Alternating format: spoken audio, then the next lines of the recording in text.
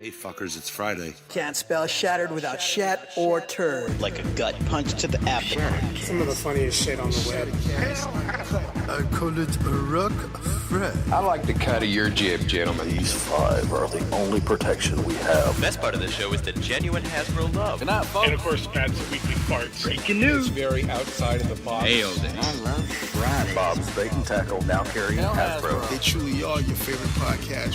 Thoughts, prayers, likes, and shares. From A to B.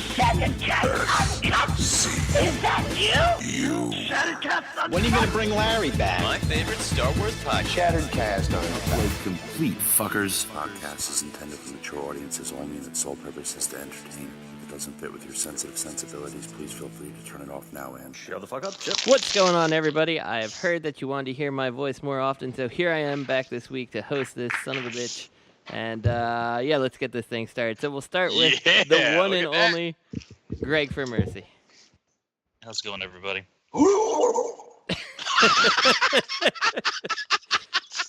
Greg is feeling under the weather, so hopefully we can find a topic that will make him sick on the podcast, and we'll see what happens there. Following behind him with the lovely impression, I believe it was his impression, is the one and only Matthew Baldwin, Deluxe. Hey there, everybody. All right. How's everybody doing? All right. Yeah, that silence back at us from all the listeners that can't hear this yet. And we have Robert D., who said, "Hey, guys, I don't think I'm going to make it tonight." And then he's here, dashing all our hopes.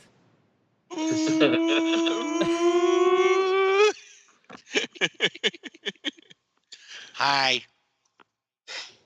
Wow. Alrighty. That's all you're going to get. That's all you're going to get. That's my Justin impression. That's all cool. you're going to get. That's all you get. And finally, the one and only Mr. Bobby Skullface. What's up, everybody? And collectively, they still haven't replied because they can't hear this yet. So, well, let me say this. If anybody's watched The Keepers and thinks they know who the prime suspect is, could you give me a PM and let me know who did it? Because I can't figure that shit out. I apparently am supposed to watch this and get back to Bobby on this too. That's a fact. But hey, I'm apparently not smart enough to, watch it. So, hey. That's not what I said, Matthew. Uh-huh. All right, Feels. well, let's get this thing started, and we'll see if anybody got anything this week. Robert. Sorry, I was bitten to a hamburger. Didn't realize I'd be going first. I know, I saw you on the video. Just kidding, there's no video. My lovely wife brought me a plate with hamburger and fries. Oh, Hi, look at that. Yeah, look at that, huh? Are things a little better around the old household there? Yeah. Nice. Her mom Nice. moved down. Her mom moved. Oh, she's visiting today, and she's in the other room right now. But she moved down. Things fucking brightened real quick. Ding dong, the witch is gone. Okay, what did I get? All right, I got clear DX9's Legends class Warren Pocket, the clear Starscream. Very pretty. I'm never going to transform him again, though, because imagine DX9 Legends tolerances with clear plastic. It was fucking scary. I was like praying, but he's in bot mode and he will stay there. And it's cool because this comes with the coronation set for the opaque version and a flight stand with different, like, two little options, plugs, and neither of them fit into him in robot mode, so he can't use the flight stand. And it looks like it's been on a shelf for like a year, like getting thrown around. Like, so I don't know what they intended that flight stand for originally. It couldn't have been this. I got the Iron Factory Skywarp, and he comes with the, what was it? The arms. I think it's the arms for Clear Starscream and the legs for Asshole Storm, and the different plugs for various Seeker bots, fight stands. And I also got in MPM Prime, finally. Party. I don't know. I mean, he's cool. I can see why you would like this more than the M1 Commander, because like more it just is like the chest and stuff is pegged in more. But I don't know, the gray plastic kind of bothers me. But it's still really nice. I haven't transformed it yet, but so far it's obviously very pretty. Matt, are you in the background hating on Hasbro? No. He's in the foreground, hitting on Hasbro. Hey, Greg, how do you get the waist swivel to work on this MPM front? Pull the hips down like you would a Japanese posable like a figure arts. I don't know if that means anything to you. You just pull the hips down. I know for a fact he does know what that means because he does. Oh, that's right. He's got the Dragon Ball Z's. Yeah. Yes, thank you very much. And it worked. Greg, the master. I got the rest down. I remembered. And last but not least, I have to eat some crow. This I got in the TFC Raging Bull. I got in Zeta. I got in the Zeta Blast Off. Yeah, I got to eat some crow. He's fucking solid. I mean, he's panel-y. You know, it's like a panel of steps. You can't. Usually, the thing with panel formers that's kind of like lame is it doesn't matter what you do. You just flip the panels around. At least you have to do one panel before another. So I'm like, all right, I can forgive it. You know, the kibble schmibble. The alt mode's beautiful. It's hefty. The material's tight.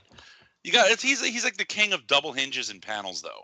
Yeah, that's how Vortex is also. That's good to hear. But he's good. He's solid. Yeah. And Justin, I think to switch the feet around, he comes with the thruster toes, and it's not like an easy switch. Like his regular bot feet point back, and they're not heels. It's just like literally an optional toe. And to switch it, you have to knock out a pin, flip it around, and insert the pin. They have another slot for the same pin. So it's like kind of like, you know, you got to be like T2RX6 to, you know, get the regular toes. So you kind of just like, fuck it. Dude's got thruster toes. So you gotta like Missy Elliott. Fuck it. You gotta I don't know what that means. Something reverse it. Yeah. Okay, he's fine now. And what else I got? I got a new, but that's stupid. And I think that's all. That's all that I got. Yep. Alrighty. Well, Greg, what do you got? I got SH Figure Arts C-3PO and R2-D2. Yeah. Finally, hate paying in advance for pre-orders because then you sit there and you like refresh. Like, when's that shit in stock? When you haven't paid for it yet, then you're like, man, one more week, give me one more week. Yeah. But and then I got third time's the charm. I got the Brawny reissue. One more week. Just because I don't know, I miss not having a brawl, and I think he's the best. I don't see anybody doing a brawl anytime soon. Fans toys. They're too busy doing triple changers and combiners right now. I heard that damn Blitzwing's coming out in like a week or two. Really? Yeah, some retailer, one of those Facebook retailers, was like, end of the month, confirmed, whatever, blah blah blah. Wow. And I'm like, I haven't seen shit from that thing. I don't know when Apache's coming out. Fans toys, you're saying? Yeah. Zoe.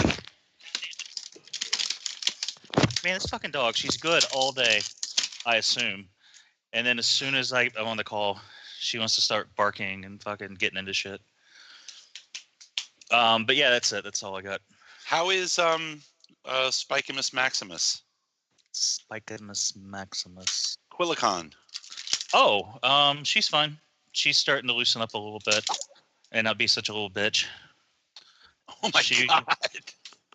Well, they are. She's in pain. We've gone over this. But she loves that fucking wheel, man. She ran that thing for like 2 hours last night. It's dedication right there, man. Yeah, she runs and then she gets out. It's like she's at the gym. She gets out, she gets some water, she kind of like stretches, and then she gets back in that fucking wheel and runs. Oh, does she flex or anything? Get swole? She is getting swole. She's probably doubled in size. Oh yeah, she's pumping iron probably on the side. What? 3 weeks? 3 weeks we've had her. So that's good. She's making Kit happy, and that's all that matters. That is what matters. Yeah. So yeah. Just okay. I guess if that's a thing, then I got a ball for the Hedgehog. Was it the 96 ball? Was it the 96 ball or the 76 ball? It was just ball. It just came in a box that said ball. It's a KO. Is it an MPP 1010? I think it's a PetSmart brand, whatever the PetSmart house brand is. Yeah. All right. Yeah, they're opening a mom and pop pet store. We'll start going to, I think the 18th, but right now we're stuck going to corporate America PetSmart. We're going to that white collar pet store. Sorry. Alrighty. No problem. No problem. Matthew, what did you get this week? Backdraft. Did you? No, I didn't get anything. No, I didn't get anything. I didn't get that shit. I got my Inferno. I did not get anything this week. Alrighty. Bobby, what did you get? I had the opportunity to look at. Didn't ask. I said, what'd you get? Just kidding. Courtesy of Baltimore Brandon, I got to look at the Storm Collectibles Ryu and Sub-Zero. I also let's see if there's anything else that and courtesy of Mr. Pinkerton from Enter the Realm, I got to look at the Revoltech Spider-Gwen. Realm. And then I myself got the NECA 1/4 scale Leonardo, the SH Figuarts Doctor Strange, the SH Figuarts Batman from the Dark Knight, and the SH Figuarts C-3PO and R2-D2. And that is it. So going back to your Storm Collectibles Sub-Zero, assuming it's just a complete repaint of the Noob Saibot, right? Same exact thing. So do you worry? I mean, are you in on this line at all? Besides that, I am. Do you think that they're going to do? I mean, my fear is like Mortal Kombat things come out. They're like, yeah, Scorpion, Sub-Zero, and a handful of characters, and that's all you're ever going to get. Yeah, I'm applying the Greg for Mercy philosophy to it. If you want to get the other characters, you got to support the first batch. Of course.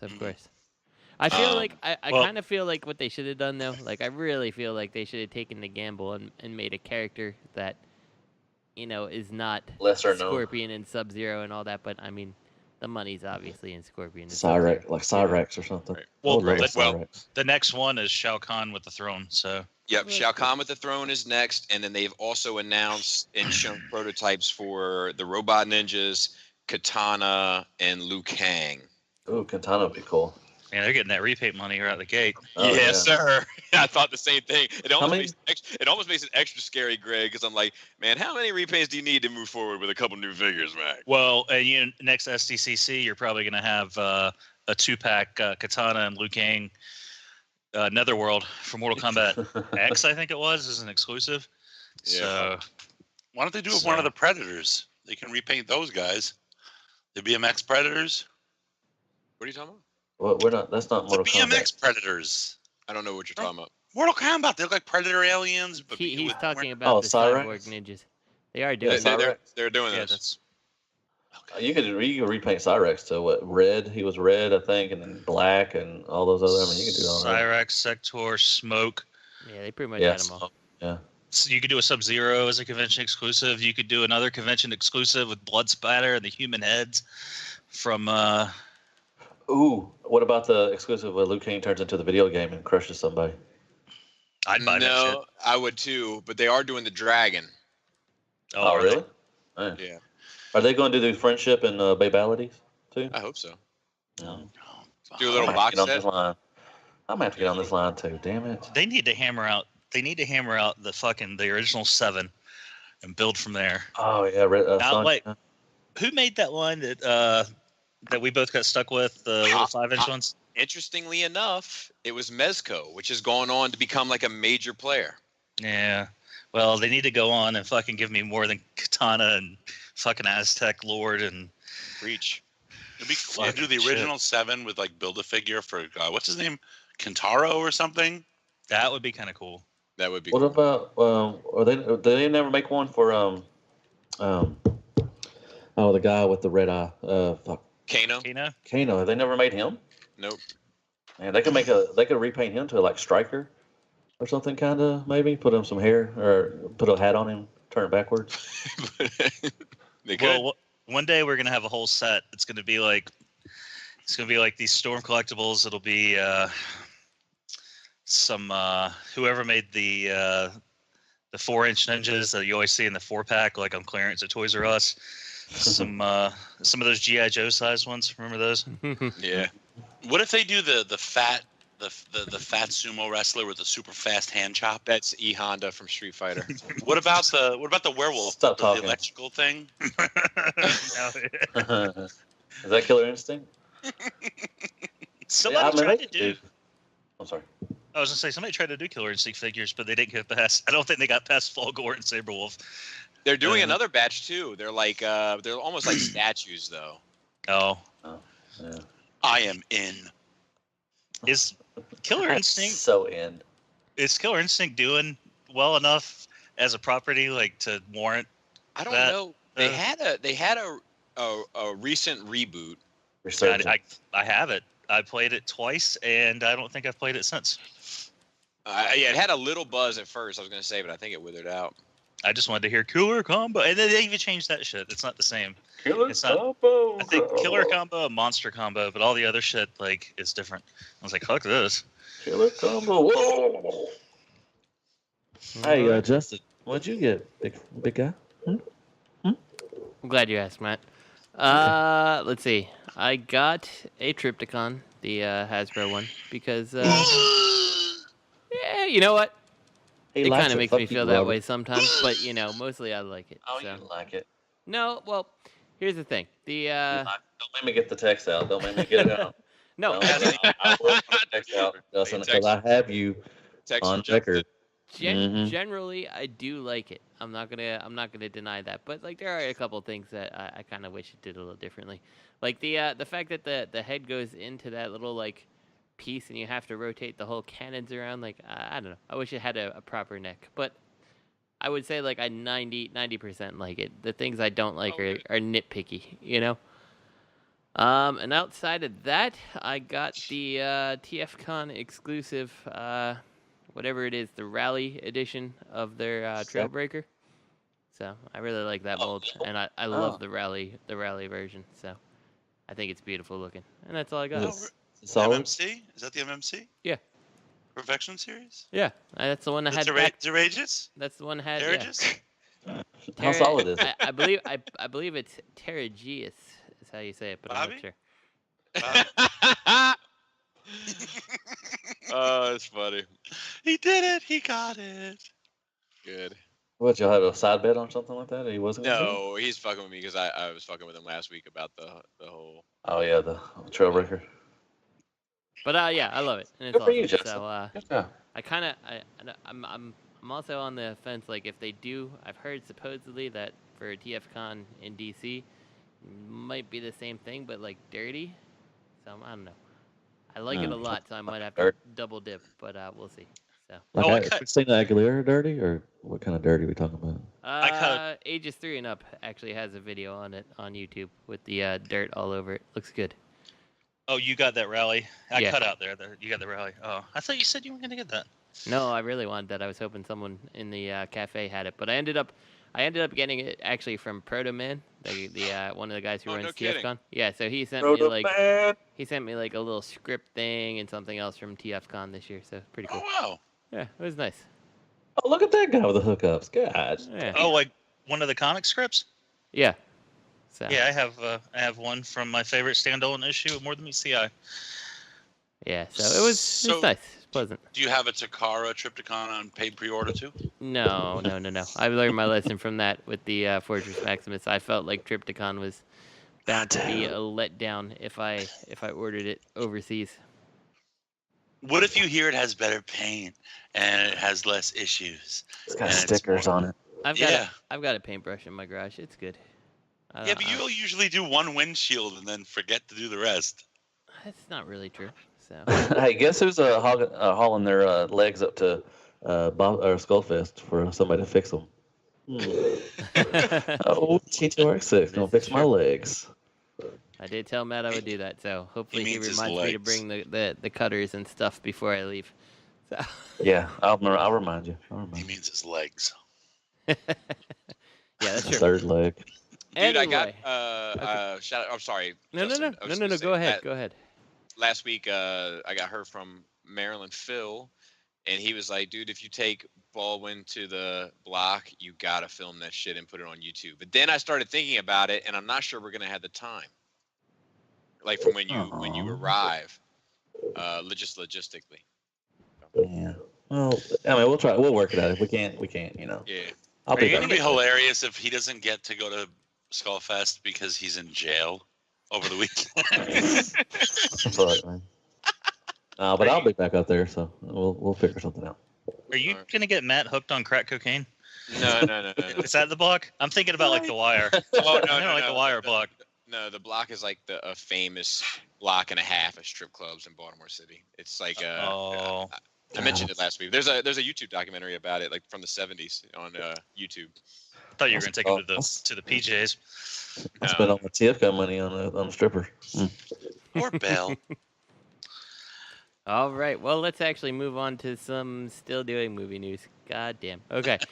So, this first one, I saw this link and I got really excited. It said animated film official confirmation. I'm like, yes, Transformers animated. And the link even says Hasbro confirms Transformers animated theatrical feature film. I'm like, yes. And then you read it and it's like, yeah, it's going to be set in the movieverse. Yeah, I had a feeling. I got a feeling. So here's the thing, okay? Like, the movieverse is definitely not, like, it's not a kids-friendly thing. It's not. Like, I know kids are out there seeing it because it says the Transformers name on it, but it's not. Like, we don't need to animate the movieverse. Like, I don't know. Isn't it, like, more complicated and expensive to animate a big mess of wires and shit than just, like, blocks? Yeah, I mean, I was going to say, this is going to be a kid's thing, because who do you think is going to be drawing all those little fucking triangles and shit? Well, and that's not what I'm saying, but I feel like an animated film, like, I don't know, not the original Transformers movie had its own adult overtones, I guess, with the deaths and things like that, but I don't know. I just feel like doing it based on the actual movieverse is just something that nobody really wants. But there's probably some guy... I do. Are we? I know you do, Matt, but... I guess I'll. Let's see. So, I'm going to read through some comments here. Someone says, upon seeing the title, yes, sounds like a good plan. Upon seeing that it ties in with the live-action films, no, Hasbro. Bad. Let's see. There's one emoji beating another over the head. Yeah. With a stick. Oh, God, please don't fuck this up. They already did. It's tied into the movies. Let's see. Anything else? Someone here apparently leaked the script by the looks of it, because like 700. Man, I hope Backdraft's in it. That'd be pretty cool. Brief related news that I didn't think was really worth a whole headline. They disbanded the writers' room.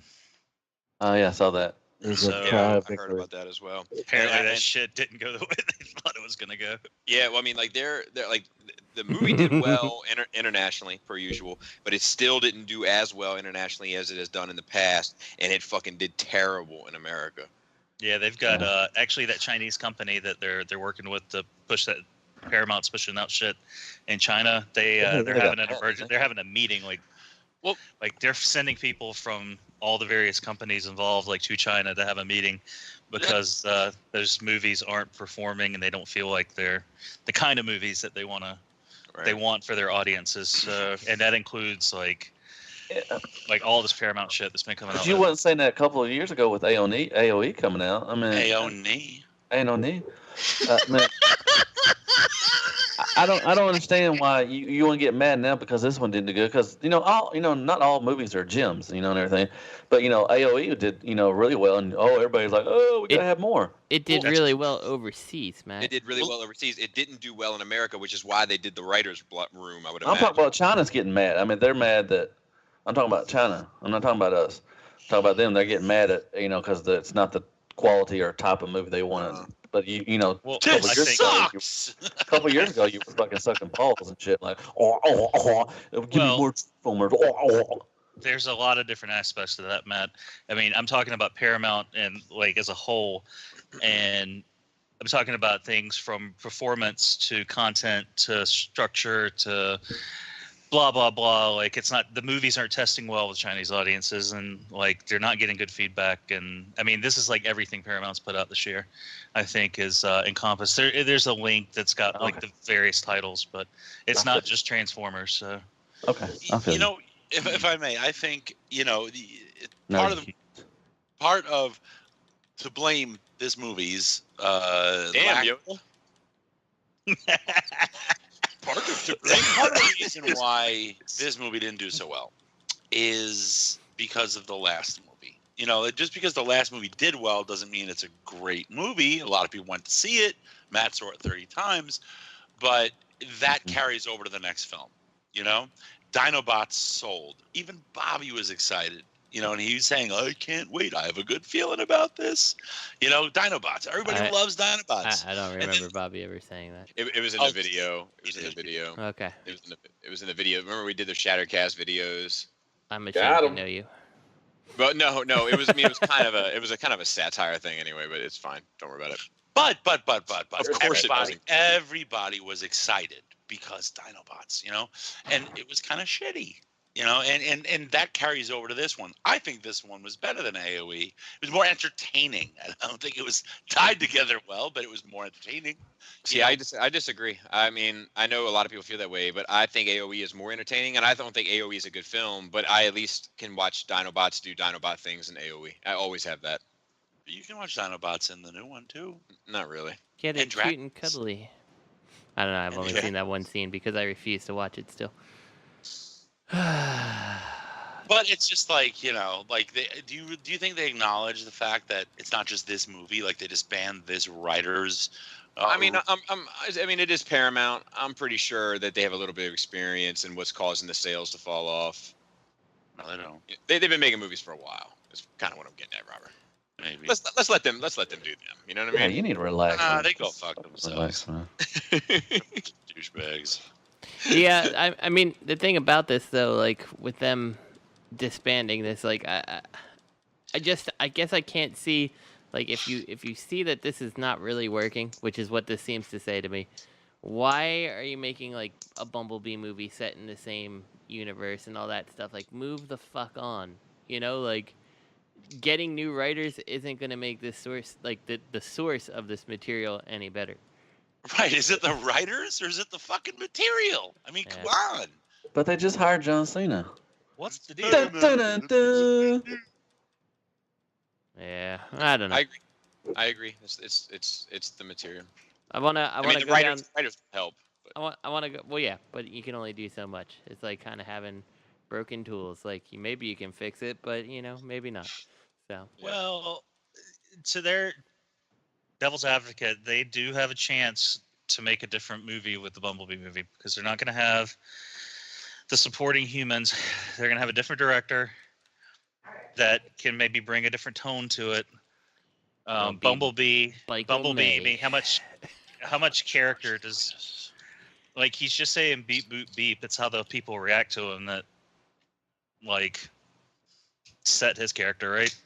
So, I mean, I'm sure that it'll just have a different set of supporting human characters. Oh, it will, but I'm saying it's not going to have the same, like, it's not going to have Marky Mark running around. It's not going to have that same, like, I think I found a transformer.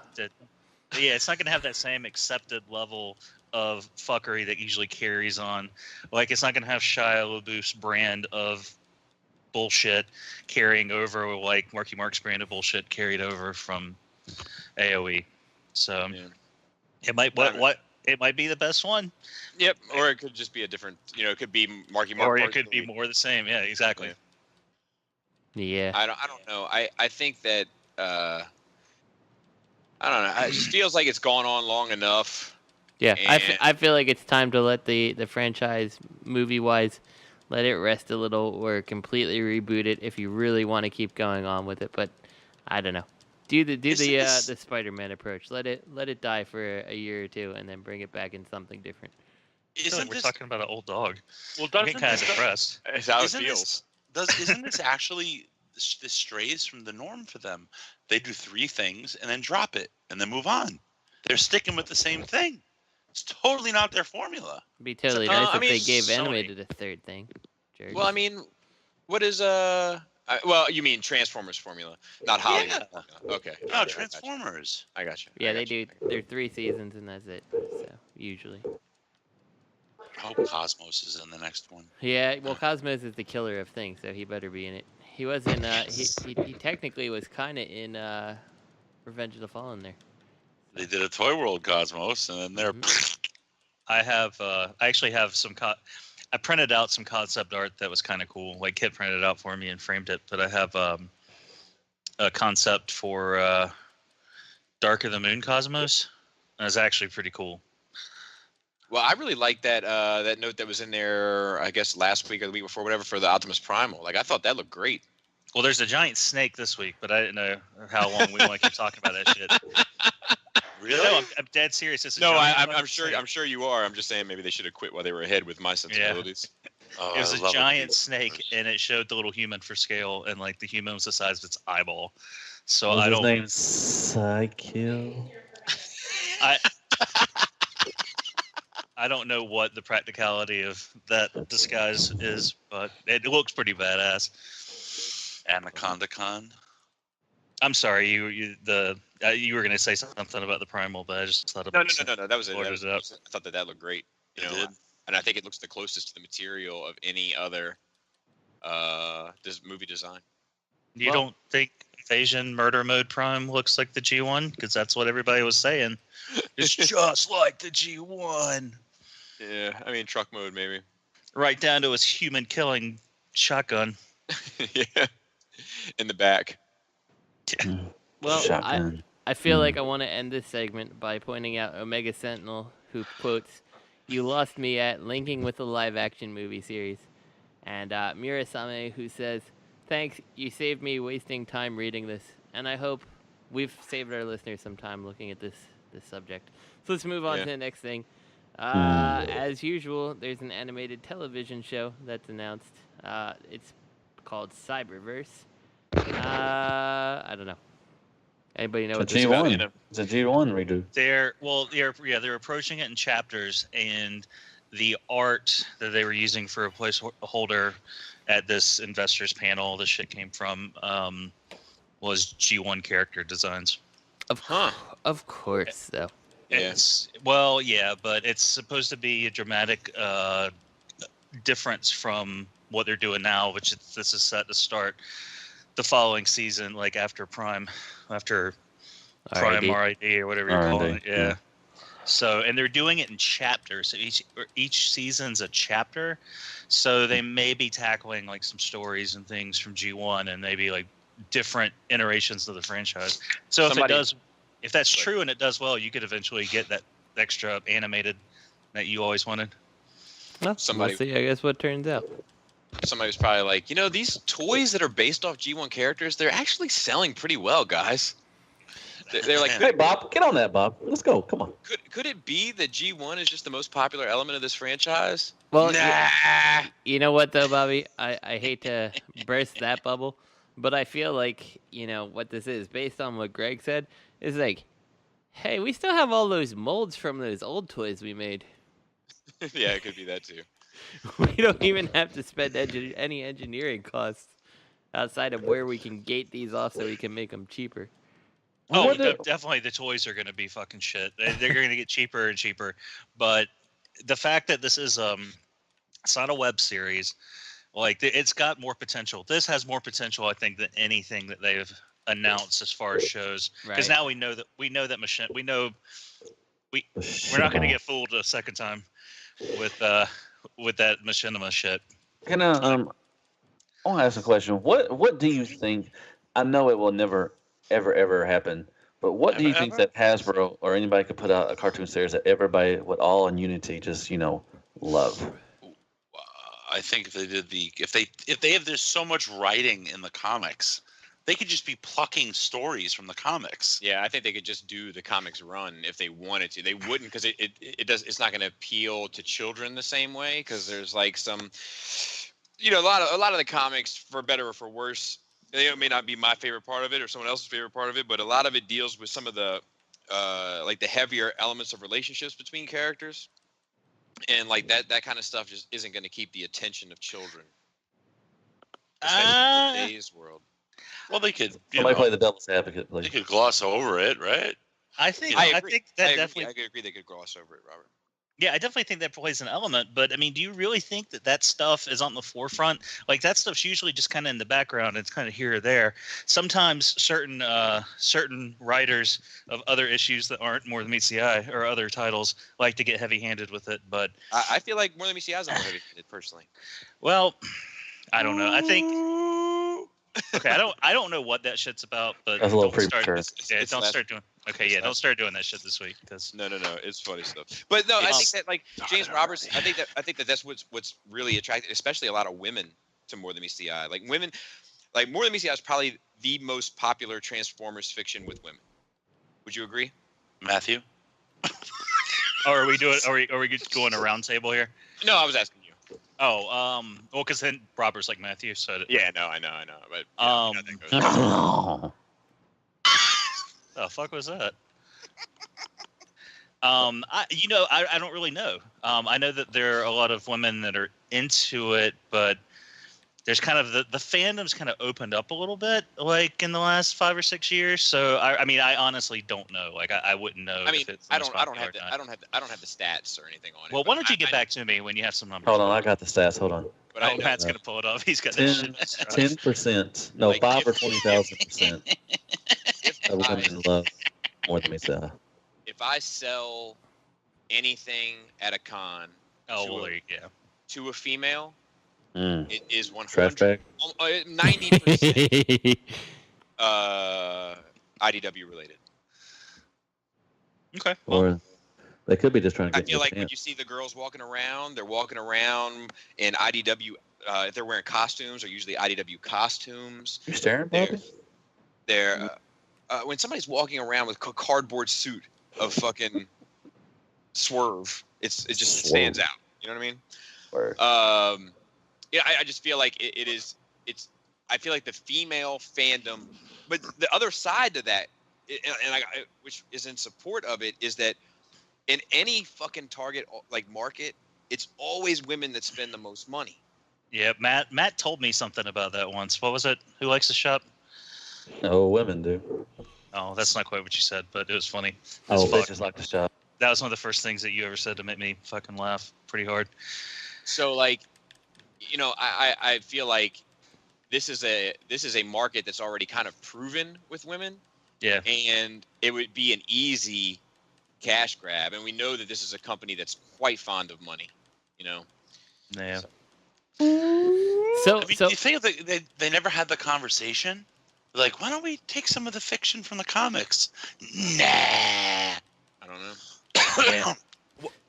I you know what though, it's nice to know that that's a pretty diverse.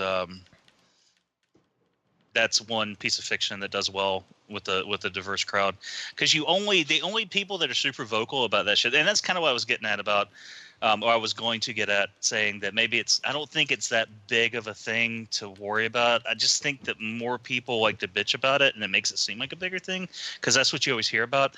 Like, you don't hear about Rodimus's spoilers, his paint job, and you don't hear about this and that. You hear about them damn gay robots are something in the water's turning robot frogs gay, and goddamn Megatron ain't no fucking Autobot. And that's like the biggest thing I read, like in the toxic fucking Facebook groups. But that's the biggest like feedback that I see. Like, you don't see as many people universally praising it. Just like with Prime, because Matt, I think originally had said that, what if they did a show that kind of was loved universally? And I think the first 2 seasons of Prime were pretty well received all around by everybody. And then when it started getting into the Beast Hunters and whatever shit, then people were like, they went back on that whole want no goddamn animals in my fucking Transformers. Well, and plus it got pretty bad. Yeah. There's that part of it. But no one critiqued the writing and the elements of the scenes they bitched about. They just said it's a turd. Like, even on like, I read some.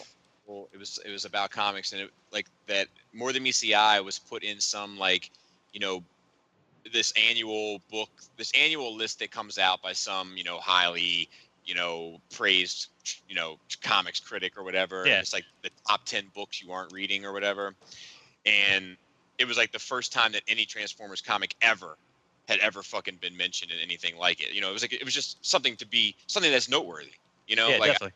So like, I think that they almost have to be just like, I don't know what their level of head in the sand is at Hasbro.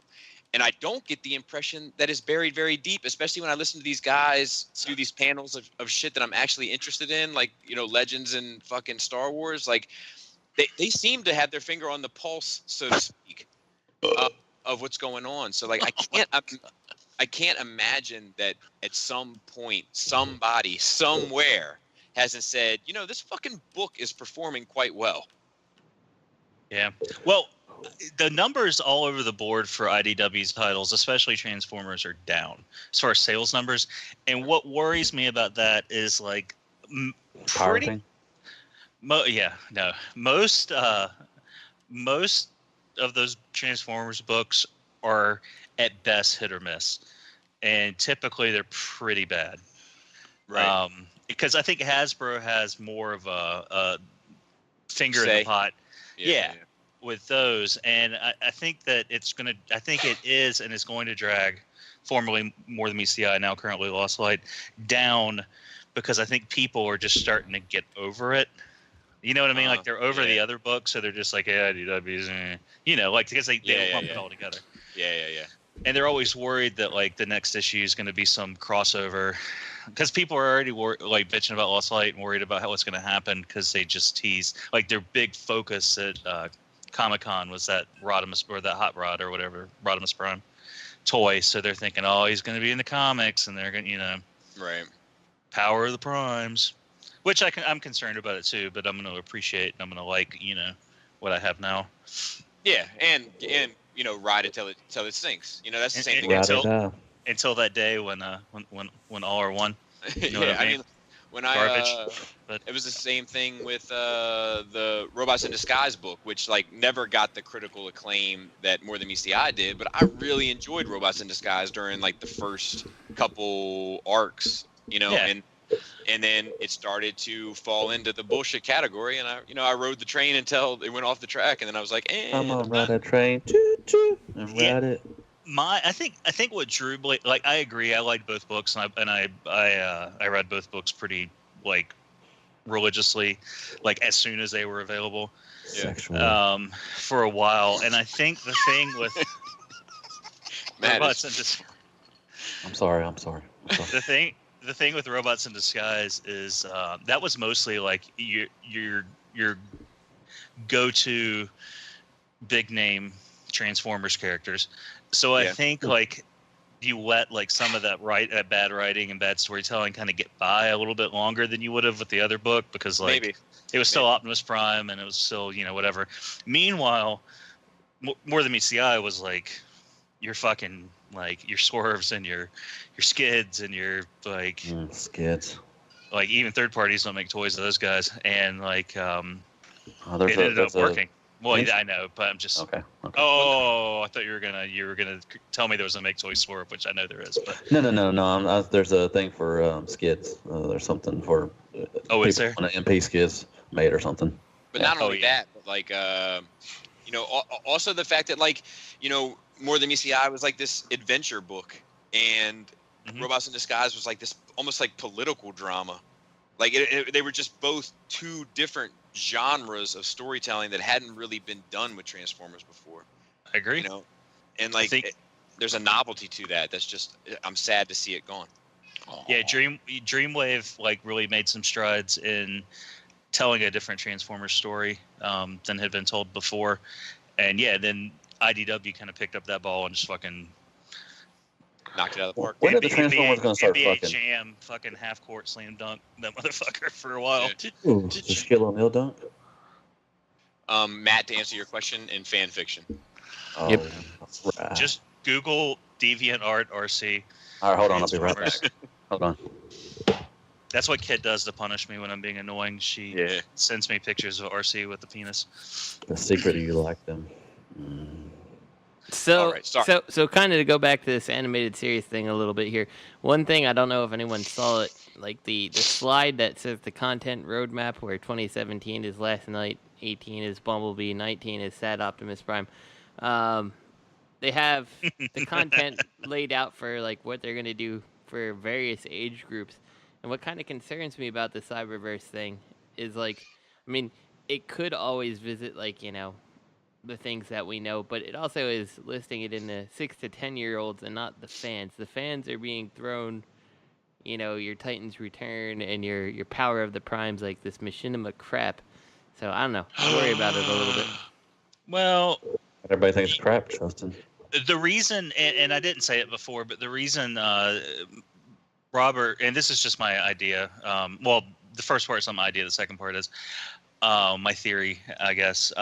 When Robert mentioned that Transformers formula, where they did 3 and done, the reason they do that is because they are at the heart of it selling toys, and they're trying to catch that market. The 3 years is about what you're going to get one kid, like a set of kids for. Right? Oh, that's actually pretty. That's yeah. pretty That's smart. why they do that. That's why they cycle it. That's why they stick to usually 3 seasons, because you catch them from like 7, 8, 9, and then they're chasing girls. Gotcha. So maybe the reason. I mean, once again, this is just my personal take on it. Maybe the reason that they're going to market the Cyberverse is they're going to get those 5, 6, and 7-year-old kids, or whatever numbers you say. I don't have it open in front of me, but get that group of kids, and then they're going to be able to sell them. They will start them there, and they'll carry them through the Transformers like brand process, assuming it's around for 9 more years. But usually it works for about Orwellian. It usually works for about 3 years a series, and usually works for about 6 years. I think is the I read something about it. I read like a breakdown of like their practices. What happened with us then? On Wikipedia? No, not Wikipedia. It was it was from some investors panel like this, where they discussed it. It was either right before or right after they started doing those breakdowns where they'd show like the kid with the big Devastator, and they were like, "This is this market," and then they'd show like that 30-year-old man dressed like Saved by the Bell, like playing with a bumblebee, and they're like the collector's market. Like, you remember those slides? I think it was SCCC or Toy Fair maybe. But yeah, it was right around there that we're talking about their 3-year plans. So that's why they do that. It's to grasp an audience, milk it for what it's worth, and then once they know they're growing out of it, then they can grab a brand new set of kids. It's just an adolescent market. Once they hit puberty, discover the girls, they got to go back to the next adolescent. Well, yeah, or they start getting into like video games and cell phones and things like that. And there's only so much you can do with marketing Transformers. I mean, that's why you've seen so many mobile games lately, because the kids that don't buy the toys, they have cell phones, so maybe you can continue. I mean, once again, I think that again is my opinion, but I think that's why those mobile games have been more and more prevalent than they were, 5, 6 years ago. So, do y'all think that the kids from nowadays will be like us when we were kids? They'll grow out of the Transformers, but they'll come back. No. All right, thanks, Bobby. I personally do not. Because I don't think that the fiction that they're making now has the lasting power. Like, I think there was something about that. Was the fiction really that great back then, though? Yeah, it was for a 5-year-old. But maybe that 5-year-old now thinks the fiction. I don't think they do. I think with 10-year-olds. I don't know. I mean, but we'll never know. I mean, test of time. But I'm just saying, it's just a different, like you said, it's different. It's a different kind of Transformers now than it was back then. But back then a lot of people don't like G1. They say it sucks. And a lot of people, Yeah, but that's but maybe, but that's not the type. I don't think that's the people that grew up with G1. I feel like the people who say that's the cool thing to say. I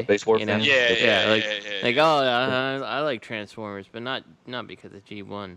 Okay, that's mainstream. Yeah. I'm more like the punk rock Transformers. Like somebody get my spinner. I'm gonna go. Exactly. I'm like the indie Transformers fan.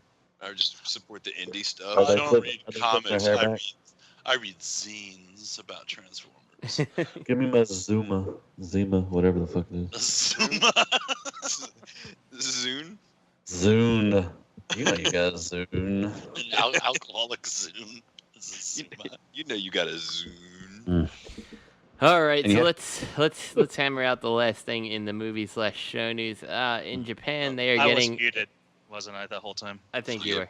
No, you were. Oh, would you like to chime in before we My move cat on? walked across the keyboard, and I was trying to unfuck every key he pressed when he did it, and I must have missed a couple. Well, I was going to ask, like, since this is a time filler episode, so what fictions do you think have grasp their target audiences the best. So obviously G1, Game of Thrones, and obviously Beast Wars, because Agreed. there's people. Agreed. There's people after us are as rabid about Beast Wars. As I think everyone agrees on that. About G1, and then Armada. Like, you don't ever hear anyone like praising car robots as like the best fiction, and you don't really ever hear anyone praising. They praise some of the gimmicks and the toys for the Armada Unicron trilogy, but then people. Well, wait a second, though, Greg. Going back Yes. to car robots, though, I do think that there are people who are fairly nostalgic about it. They're not super vocal, but it was kind of like the return to Transformers to what it was. Yeah, you know, got me back in. Yeah, like I think for there's a lot of people who came back to the franchise because of it. But Well, I think that's the same with animated. That's what I was going to say. That's exactly what I was about to get to. Yeah. But I don't think that those two shows are capturing a whole new wave of children's imagination. yeah, me neither. Just grab the old people. That's all it did. I think the people who like me for animated, the reason I liked it was like these nods to what it was and stuff like that before. Right. Like it's, I don't know as a kid if that's the type of thing that, you know, when was that on? Like 2006. So like 2006, 2007. 20 No, 2007, 2008. Yeah, so like, you know, 37, that kid who's now like 20 something or 30 something, like, yeah, I remember that. I love that. You know, I don't know if that's gonna exist. I think Prime might. Well, that's what I was working. A lot of people go back. I mean, whenever they mention great, series, they always mention Prime, and I think. Yeah, but I feel like that's mostly adults. Mm-hmm.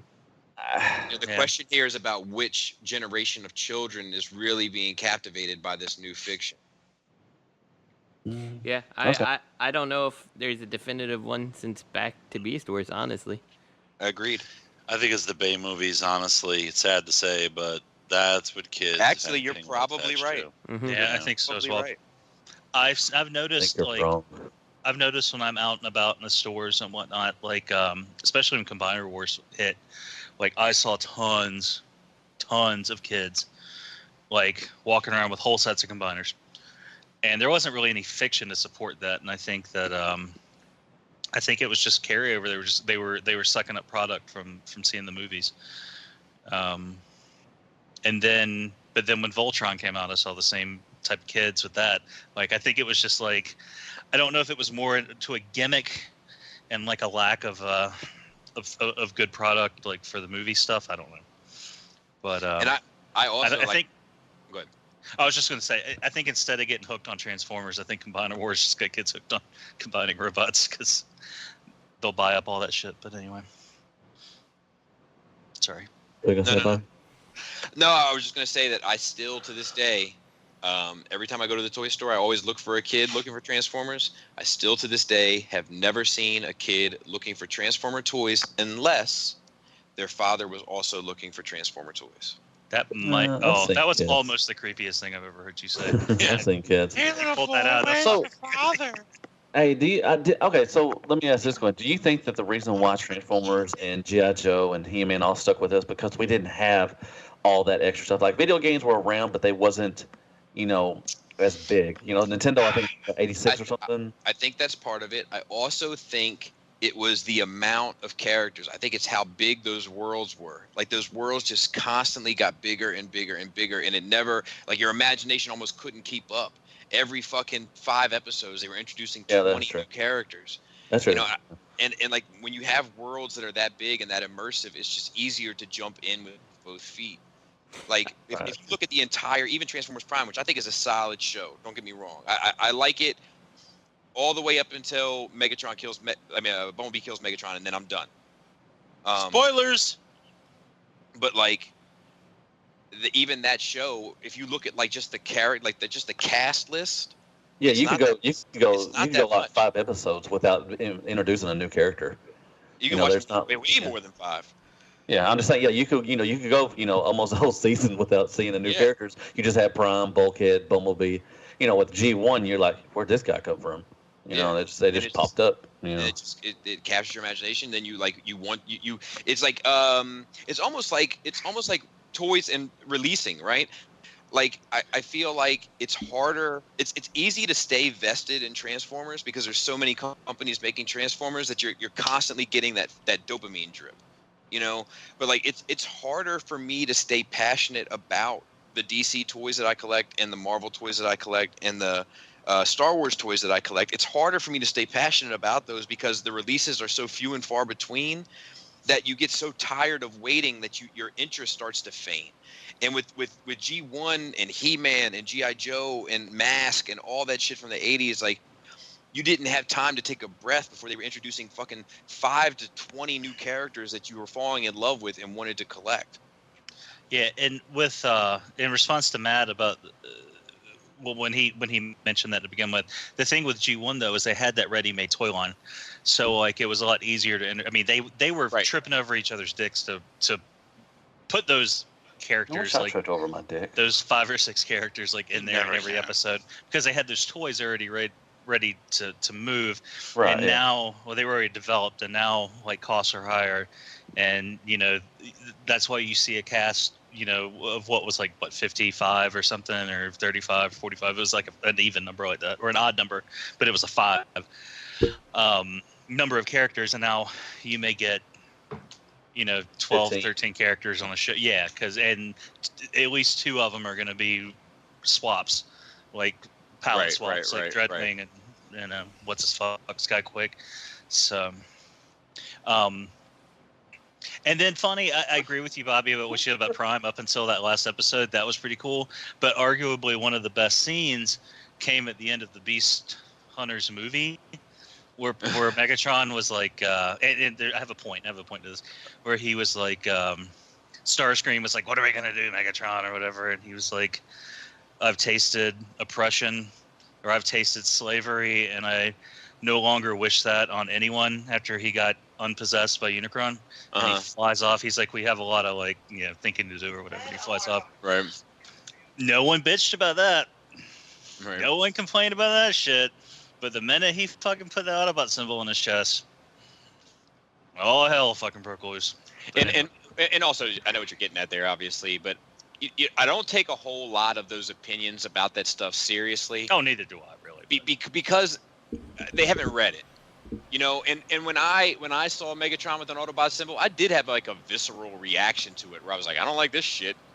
You know, it's just something in you that just says this is wrong, you know. But then when you read it, you're like, I fucking get it. I get it. That's how you grow something like this. That's how you grow. That's how you grow a property. My Megatron don't have an Autobot symbol. I totally agree, and it's also one of those things. Chest hair. James Roberts does this all the time. It's like the classic comic book trick, and just no one has been smart enough to apply it to Transformers. But you sit there and you're like, what can you never do? You can't kill Superman. So what are we gonna do? Let's fucking kill Superman. You know, and James Roberts does that shit. What can you do with Transformers? Well, you can never end the war. Okay, cool. Let's end the war. What else can't you do? Well, Megatron has to be a bad guy. Okay, let's stop that too. What else? You know, and like that's like you said, that is what pushes the story forward, is doing the things that you quote unquote can't do. I just hope that, and I agree with what you said about the people don't read it; they just have opinions.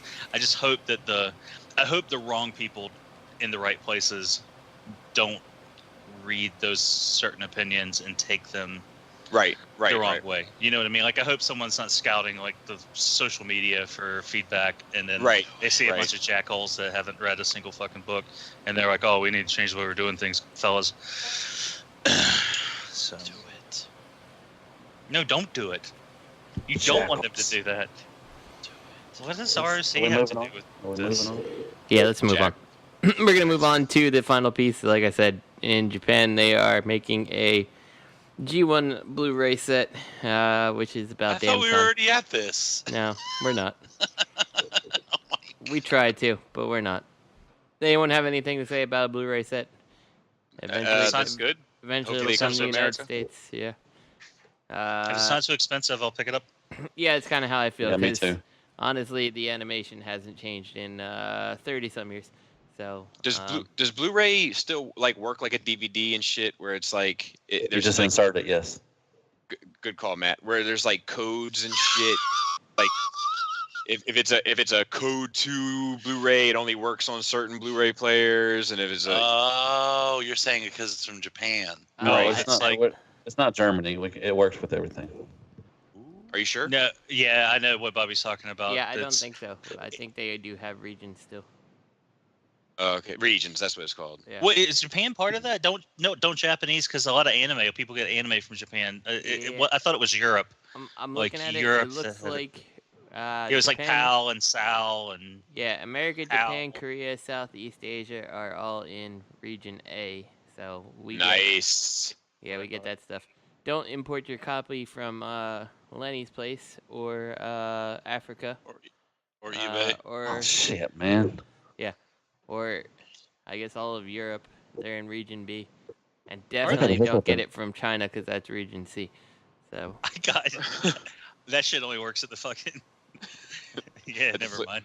I got the hookup in Africa. Damn, I can't get there. So it looks like I got the movie from Australia though, and it works. Was that the? It could be a region-free version of the Blu-ray, or whatever. Did you buy your Blu-ray player from Australia? Maybe. Lenny sent it in that box at Christmas with the. It was like Vegemite. It was Tim Tam, and a Blu-ray player. Dude, that Vegemite made me fucking throw up almost. Was it a Region A Vegemite? Or That was shit- it B? That shit was good to me. I put that shit on some wheat bread. That shit was a Region D. I brushed my teeth with that shit. He's nuts. I have a weird palate though. So, Greg, when you said if it's not too expensive, apparently there's going to be two versions: a regular version and an Amazon exclusive version. And the price is $130 for the regular edition and $175 for the Oh, exclusive. that's kind of pricey. I feel like okay. So you get 90 episodes. It says 65 episodes of season 1 That's and 2, 95. and 95. Sorry, yeah. 30 episodes for season 3, and looks like there's something else on here too. Well, I hope. Yeah. I hope if Japan is doing it, I hope an American one is behind. Because that's the other thing is that I want the bonus features and shit. I don't want to read them. Oh yeah. How much you want to pay for this though? Like for me, I don't know if I want to pay over $60. Like honestly. Pirate Bay. How much does Pirate Bay cost? I was gonna reframe that shit. Like my thing about how much it costs, because I've got all that shit on my hard drive right now for free, minus special features. Hard drive. I'd pay about 60. I would pay $60. Yeah, I'll pay 60. I would almost pay 100 probably. Here's a question. I would probably pay 120. It's Always got up me, Bobby, don't you? It's just so much money for something you already have in something. Though, I hear you. know? But it's Blu-ray. Yes, Bobby, I wouldn't even pay $100 for Star Wars, buddy. I'm just saying. Wow. It's far too late for that now. So let's see. I'm looking like Headmasters here is how many episodes was Headmasters? Rated NR. Headmaster was probably what 45 maybe. Japanese Headmasters. What the hell is this? Yeah, I'm just trying to that's $20 right now, and that's fine with me. But I don't know. I feel like this really needs to be relatively cheap. I don't know. I thought it was called Legends in Japan. What's that? Oh, the Headmasters, the Titan Returns on Legends. Gotcha. Yeah, sorry. Episodes. There's 38 episodes for the Headmaster series. So let's see, and then we had the Master Force, also probably 30 episodes, and then Victory, also 30. So that came to about $60 is what I would have paid for all 3 sets. That's what I want for G1. I'm sorry, I'm not willing to pay more than that. No, Master Force was arguably the best fiction from G1, so I pay a little more. I pay a little extra. I pay an extra 50 cents an episode. Yeah. I pay $5,000 or $20,000. And if they threw the Omni dub on there as a special feature, like dubstep, because that shit's fucking quality. Well, I just hope it's. I'm not gonna buy this, but I hope it is a. I'm not. I hope it's a sign. I hope it's a sign that an American one is coming. Well, if you buy this, that would be cool. if you don't buy this, they're never going to reissue the Unicron trilogy. So yeah, you got to support it. You got to support Hey, it. if they had the song "I'm Blue," da da dee da da da, would you buy it then? What the fuck you listening to? Beast Wars, Bobby. Come on, Beast Wars next. All right. You heard of Bobby Skullface wants a new Beast Wars release. So should we get on to some actual third-party news now? Okay, let's do it. Fuck yeah, let's move on.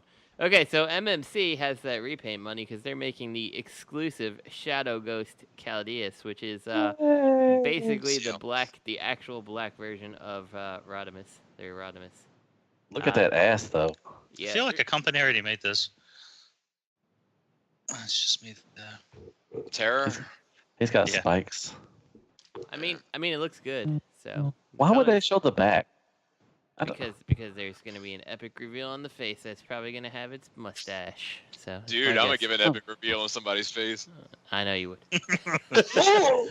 Dude, people are going to be fucking pissed if this is TFCon DC and the other one's not there. Yeah. Dude, people are going to be fucking pissed. But that's definitely going to be the case. Mm-hmm. They're not gonna do anything about it. They're not gonna show their displeasure. Not until they get home to the internet. Yeah, where it's nice and safe. They're gonna be like, "Let me buy this first, and then I'll go home and I'll say how I hate this." Yeah, they're not gonna show it with their money. Is what I was getting at. I just want them to use this mold for every remaining character. Well, it's MMC, so chances are. This is your next wheelie. All right. Yeah, I think it looks good. It's the colors that I wish the Asterix mode was in, but I don't know. Was that referencing something? Yeah, that's his color color scheme. The new Lost Light. Okay. But this is what I will say about this. For an exclusive, I think it's a good choice. This is different than the Asterisk? Yes. Yes. The Asterix one was like a bluish. This is like Terror. Oh, come on now. I don't know. Come on. Come on. Just that for an exclusive, I think this is a good choice. I think that exclusives should be very niche things that appeal to a very specific audience that like the whole world doesn't feel fucking left out on if they can't get it. Like, to me, like this is how you do it. Like this is a niche thing, but like if like the 5th DJD member was like an exclusive, I'd be like these. Oh, that's fucked up. Yeah, exactly. Yeah. That's what I'm saying. Yeah. Because people would want, I see what you're saying. And this is how we do it. Can I float a conspiracy theory out before we get off this topic? Please do. Just whenever you guys are no, we're done. Go on, Cupcake. So, Robert, shut up. You always try to instigate. Yeah, no, you're making up something that's nothing. Come on, exactly. Okay, so they change. Are you caught up on Lost Light, Bobby? Or at least you caught up to... Oh, you're not caught up to that. Spoilers. So that's an alternate color mode for Rodimus. There's not really any explanation as to why he is that color, other than he just wanted to change his fucking colors. And people were like...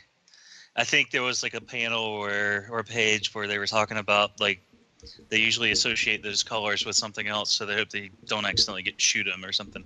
There's no explanation, but I mean, I don't know how out there he just showed up that color. He didn't know there was no explanation. Well, they showed them he was getting like repainted or something, but there was no explanation. Okay. Like like Mudflap and Skids. So that Asterix mode exclusive fucking flew out of those cases, and like people were going nuts for that shit, that RC. And that was supposed to have been an alternate color scheme that Milne wanted to introduce, right? And Hasbro was like, do you think that it had something to do with how well people took to that color scheme for RC that influenced them to let him change Rodimus to a different color scheme? Like, do you think, even though it was a third-party sales, do you think that had something to do with it? That's a good question. Like, just the way that people like really took to that blue and whatever. I can't remember. Well, the black recolor always does good, doesn't it? I mean, usually, right? Well, it's not really a black recolor. It's mostly purple and blue. I mean, I know what you're saying, but this particular one's the black recolor. Right. This is what I would call the black recolor, right? Because it's mostly black and silver, The other one was more like Decepticon colors because you traditionally see Decepticons, at least. Well, I don't know. That was more of a season 3 in Japan kind of thing where the Decepticons were more purple. And I don't know. It's just People love the black repaints. I mean, I do. I mean, I fall in that thing. I mean, once you see a black repaint, I usually want to get it. You know, I think it just looks better. I mean, it looks good. You know, if they do it well, you know, most of the time the black repaints are really fucking sweet. I mean, I just like that color, the black and silver or black and purple. I love purple. Black and purple. Black and yellow. What about black? Damn it. But I love purple on a fucking Transformer. I think it looks so good on a fucking Transformer, man. I agree. Penis. That shit sounds sexual when Matt says it. Or a penis. I agree with Matt, though. I think purple is a good color for. I'm gonna get this. I mean, I know this is gonna be, you know, if it is exclusive to TIFCon, that shit's gonna be probably the one of the hotter ones. I would pick this up. I mean, I don't really want this mold that bad. I want SSX, but well, for what it's worth, it's a pretty good mold. Is it okay? Yeah. Well, I mean, I would not be bad. I would not, you know, feel bad if I got it, but I would love to have this one than the red one. You know, most definitely. Yeah, would you kick it out of bed, man? Sorry. Oh no, hell no! I don't kick anything out of bed. I'm a big guy. Like it's a well built thing. It's a well made toy. Okay. All right. Yeah, people are gonna be waiting in line for this one. I guarantee you. 4:00 in the morning, Tyler F. So, moving on, we've actually got some Repro-Labels news. We kind of pick and choose this as we go. And this week is kind of a filler episode. So, you know, Repro-Labels move.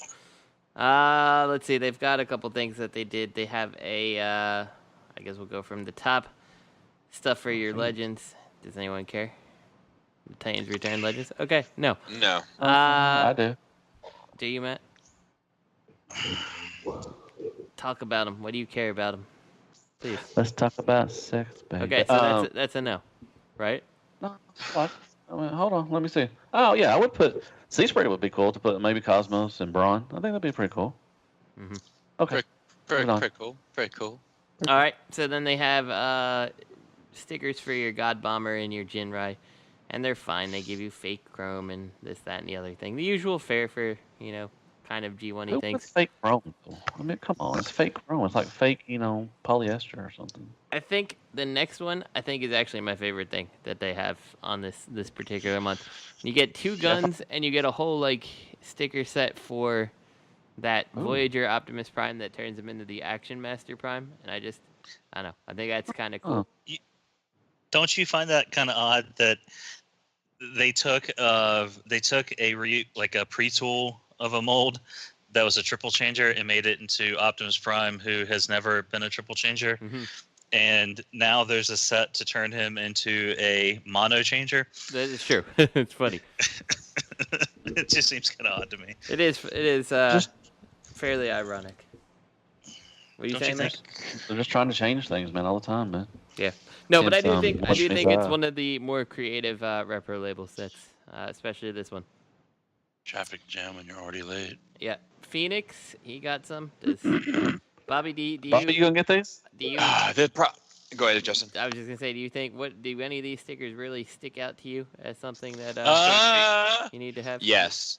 Yes. The problem is the price tag for the ones that I want. Exactly. So it's a $23 set. I like the accent on the foot. Mm-hmm. I like the accent on the knees, so to speak. The danger part? Yeah, like I like that. I like little stuff like that. I like that. I don't know if I like it though. Like rub these stickers off. My problem with like things like danger and stuff like that is like it's a transformer. You know, like I don't know. I'm good. I'm good with that. I don't particularly like it for this. Like I think that's the stuff I would end up leaving off if I were to put this set on. And then if you look at like the picture of his arm, I like the little thing on his hand. I like the red stripe, and I like the shit on his gun, and I like the little vents on top of his shoulders. And then if you look at the close up of his like chest and face, is down at the bottom. Yes. Of course the Autobot symbol, but that's it. So it's only like a handful of stickers that I really want.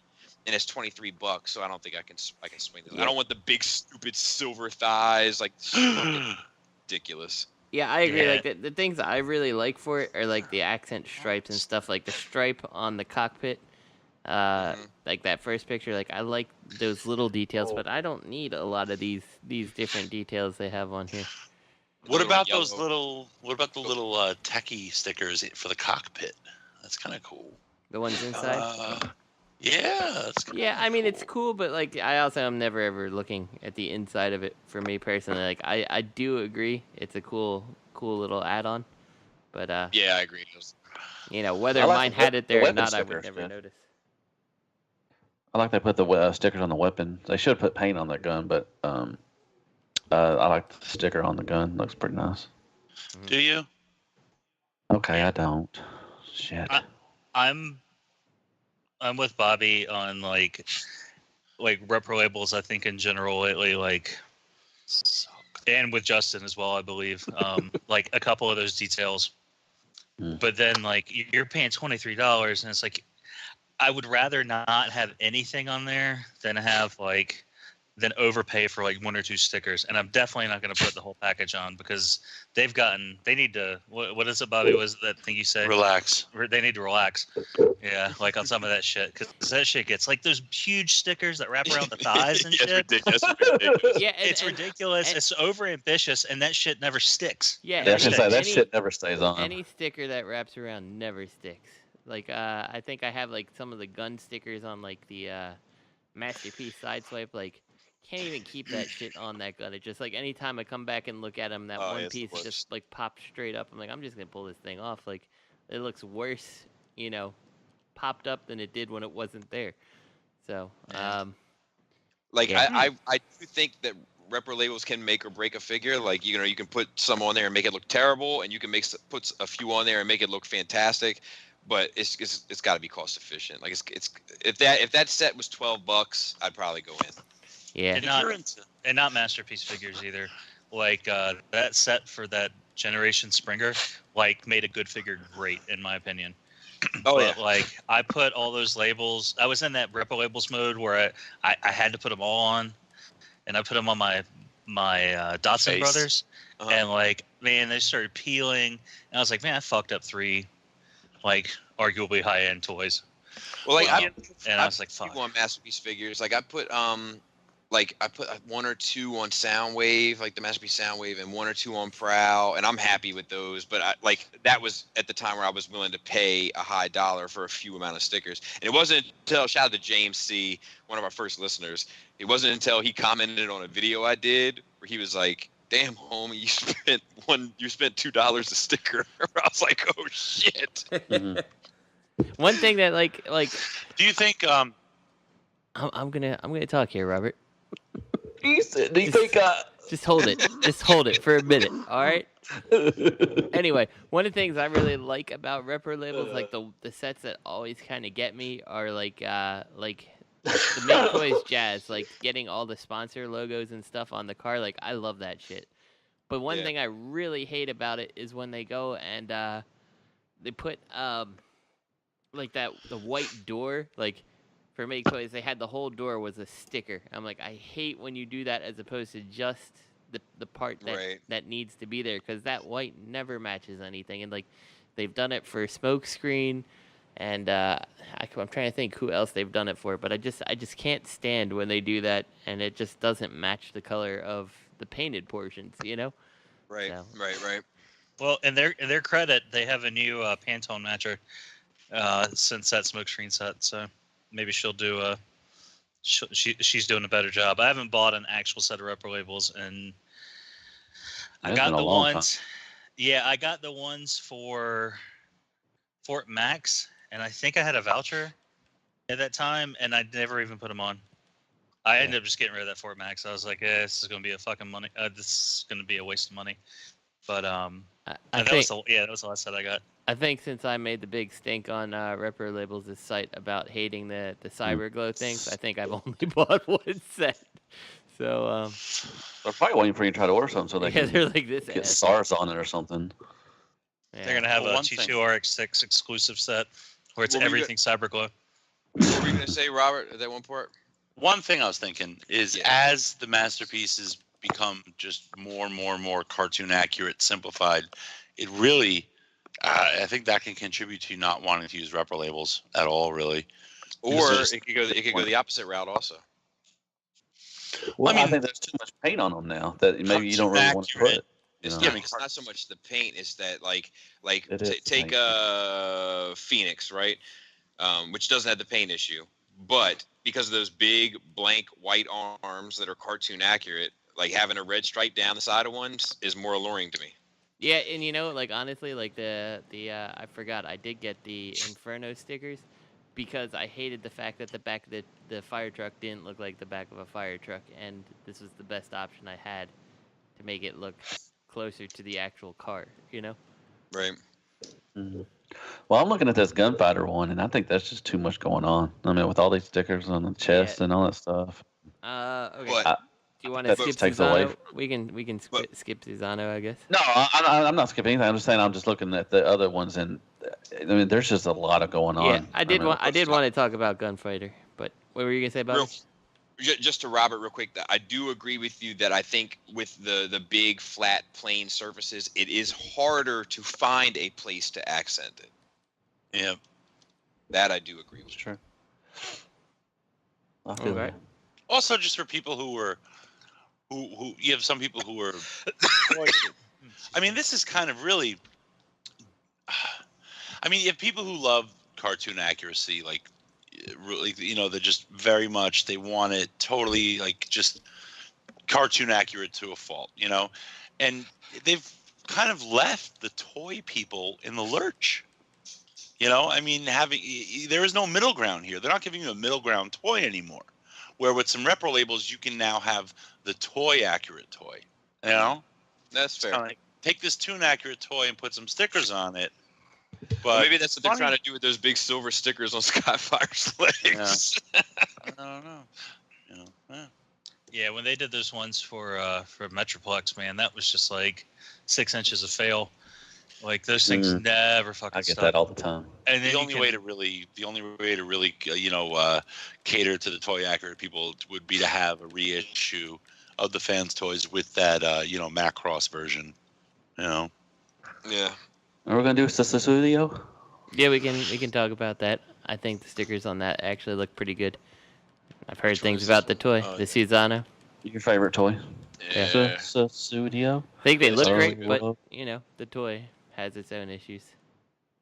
It's red. The stickers do look great. The pictures are dark as fuck on a lot of these. Mm-hmm. I thought it was red. They don't want you to see it. They want you to buy it. Yeah, they got somebody different taking pictures now. I think too. Decepticons taking pictures from. But don't these look like it's been a while. I guess not. I was gonna say, don't these look just like the ones they made for the? It's been Hasbro a while. toy? Maybe, but maybe not. I don't know. Yeah, let's see if they put a chrome sticker on the sword and expected that shit to stay on it. Man, this I'm sorry, I hate to skip ahead, but this Gunfighter set is extra as fuck. Yeah, I told you, man. It's got a lot of shit going on that chest and everything. Damn. Yeesh.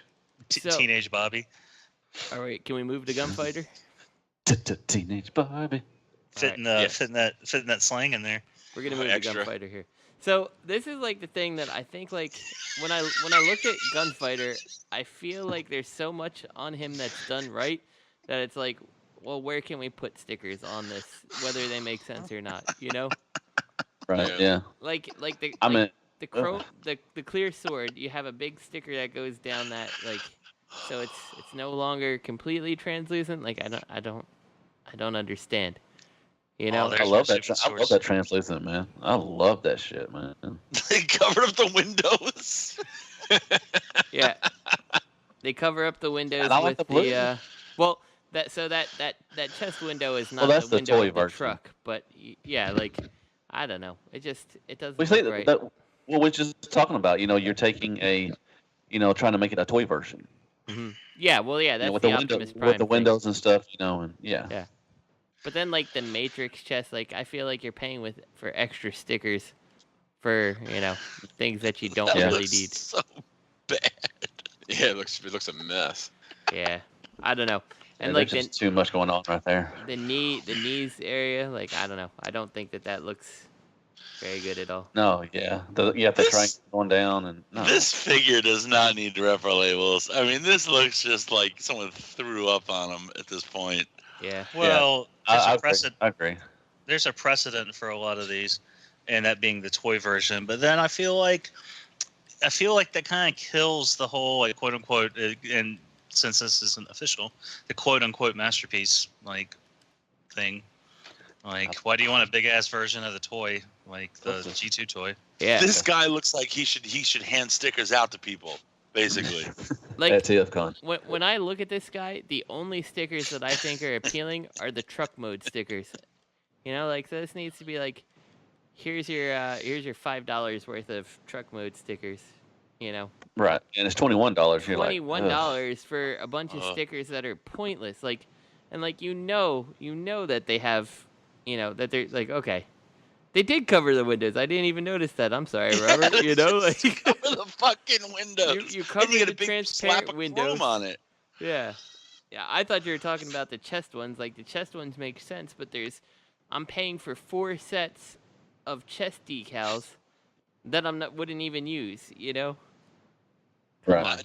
I put the Matrix one on the fucking truck mode. What, right in front? The matrix of leadership is driving the truck. Like I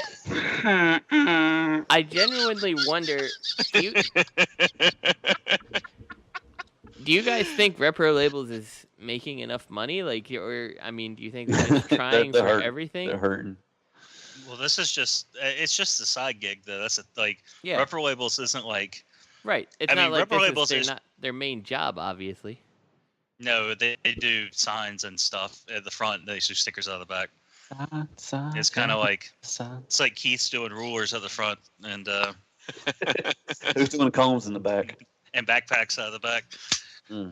Oh my god, that damn Snapchat or whatever that last headmaster was. Anyway, I just feel like a lot of these, like there's so many stickers that are kind of pointless, and like the prices on all these Reprolabels have gone up. It's like you buy the figure and then you got to buy a figure again to get the 6 stickers. $21 for stickers? Come on. Well, and then when you buy that trailer, there's gonna be a fucking another $35 set. Another sticker set, of stickers for that trailer. Probably even more than that. Yeah, because they're gonna cover the whole body, like the whole outside of the trailer with flamethrower Optimus. But like Bobby said, do you really want to pay $21 for like 3 stickers? Yeah. It's like no, damn. Yeah, I'll pay $5 for a sheet of Autobot logos and be done with it. I like Reprolabels generally. I just feel like they need a classier approach. Yep. So they're gonna have champagne on their other. Oh man, fuck! I missed something way at the beginning. Shout out to Paul C. Market Justin. Shout out to the guy in Chicago C. Yeah, shout out to Paul. Something else I got. He sent me. I got a random envelope from him, and I didn't know what the fuck it was. And he sent me like 5 sheets of those clear promo symbols that Reprolabels sent out like the last round. Because I had mentioned on a show like weeks ago that I wish they sold those on the site, and they don't. They're just a promo, and I don't really want to buy more shit just to get those. And he sent me all his because he doesn't use them. Have you put them on anything? I did. I put one on Spindrift, and I put one on Brawny. Yeah, well, that's an Autobot logo. I mean, it's a silver. Sometimes Autobot logo makes or breaks a figure. It's a clear back, silver rimmed Autobot logo. But yeah, so shout out to him. I should have mentioned that earlier when things I got. He sent me some Spider-Man webs too that he made. Those aren't Spider-Man webs. Do they come in a cooler? I hope they are because they're gray and they're extremely rigid. Oh, they are. I put them in my mouth the other day. So. And he's coming to Skullfest. Oh, is he? All right. I get 2 weekends with Paul C. No, you only get one. Why do I only get one? Because you're not coming to Skullfest. What's your second one? TFCon and Skullfest. Who said he was going to TFCon? I thought he said he was going to TFCon. He said he wasn't going to TFCon. Oh, he told me he wasn't. Oh. But maybe things have changed. Things change. People's lives. Wrong. I'm sorry. Excuse me, Bobby B. If Bobby didn't hear about it, it ain't happened. Yeah, that's far from true. Hey, hold on. I got something for you. Oh my god! Oh my god, dude! What? You lit those hooping shorts up. Mm-hmm. Wipe your mic. I mean, no, I got the John Stockton shorts on right now. Not anymore. All right, moving on. We're gonna go through all these. Some of them just look terrible. Ugh, Yep. The MMC Dickmas. Yep. So we got. I think that's a good set. It's a relatively cheap set too, at $10. Yep. So Yep. good job. It's a good-looking, smart, affordable, cost-efficient set. This is where it should be. This is the pocket that they live in right here. You don't need to make pizza. They got food there. Yeah, accents. I like the accent approach. Little accents, you know. And then the next two sets I don't necessarily think are too terrible either. They're relatively affordable for the Toy World Devastator, Burden and Allocator, that's Long Haul and Hook. And Hook. They're very toy though. They're very toy. Well, I think they do give very necessary details to the alt modes. I think that's probably fair. the best part of it. Other than that, everything for the robot is very toy. I would agree with that. I think those metal plate stickers for the thighs would look good on the green thighs. Kind of break up some of that green, but still give you a cartoon color scheme. I see that, Greg. I like that. Yep. All right. So what's the next one? Then they started working on Poseidon. Oof, that's a lot of shit going on too. I'm Sharky. Yeah, and then we're right back to things I don't feel are necessary at all. Yep. Because the toy already has so many colors and stuff going on that these little lightning crackle looking designs don't do. I thought it was coral. I don't know what it is. I don't. It's like coral. It could be coral. Coral. The only thing I can say is that it doesn't look like anything I need on mine if I had this set. So I don't. So it's kind of a non-issue. KFC Ditka looks like a completely different toy. The question is, does it act like a different toy? Does it make it stand better than any stickers on its feet?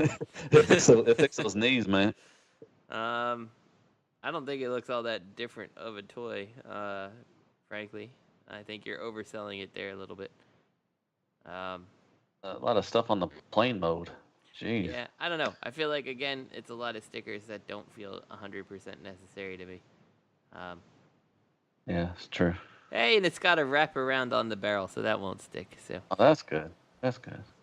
And the last thing we've got here is Legend Scale HS soundtrack. Who's HS? I don't know what that is. Hot Soldiers. Oh yeah, that's right. Okay.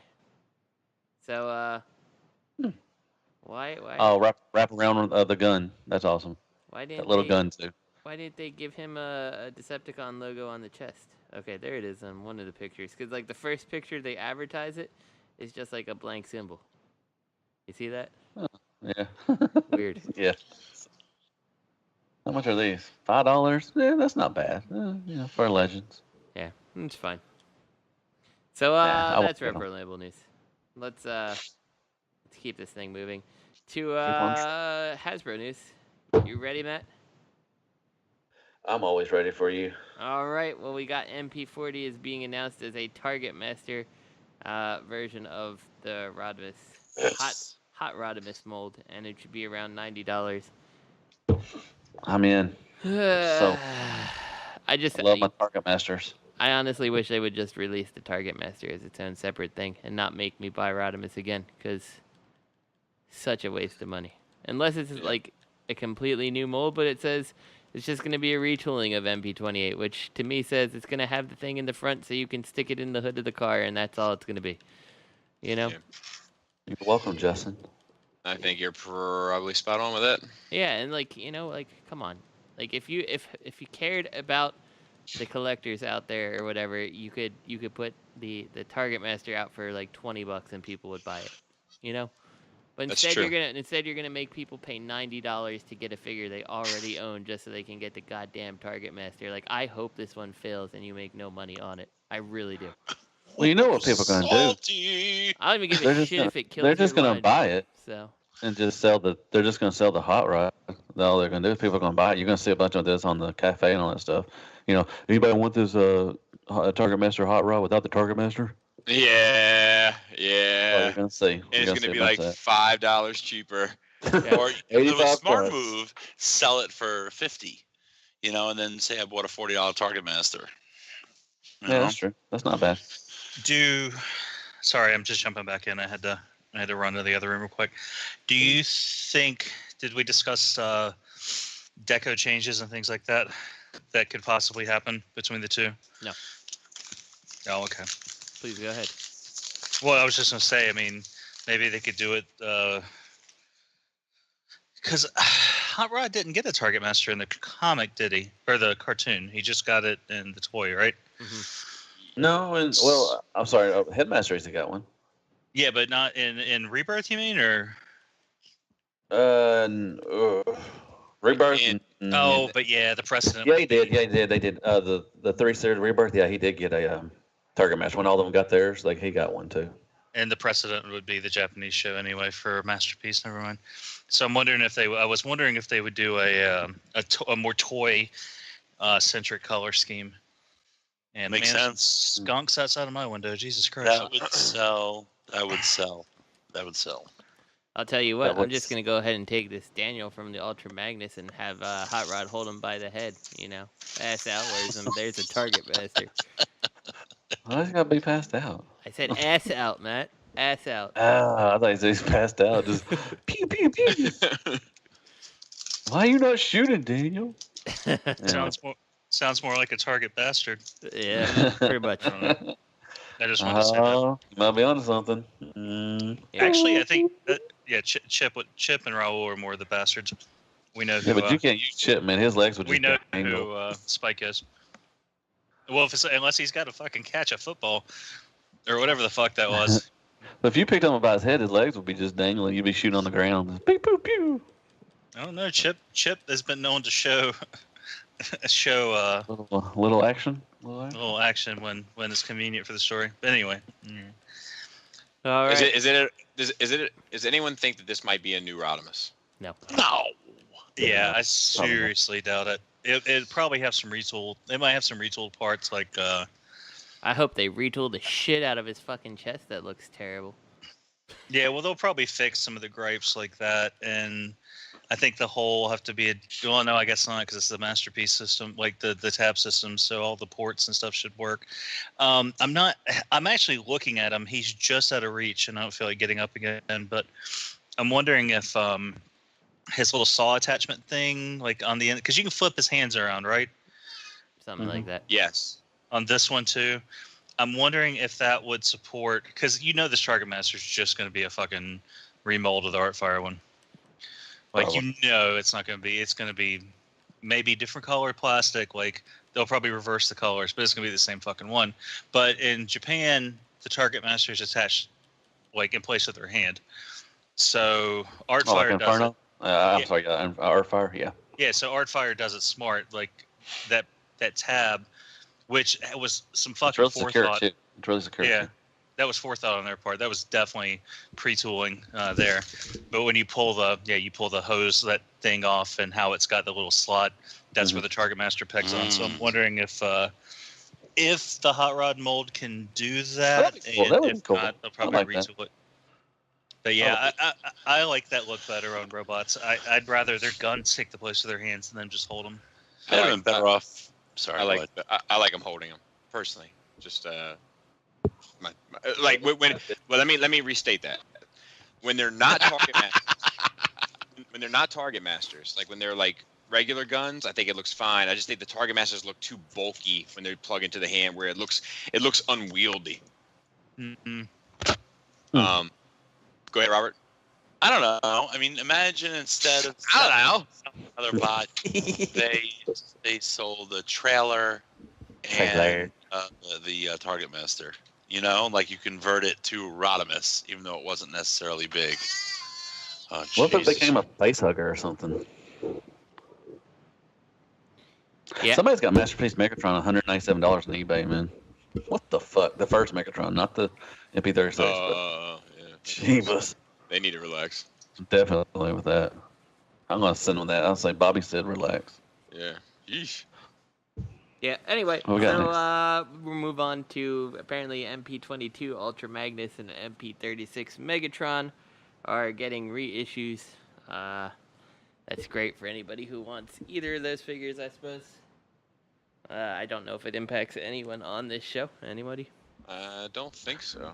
No, Yeah. I got both already. I mean, Yeah. it's weird. I didn't know a lot of people were wanting Ultra Magnus, but What'd you call him? Madness.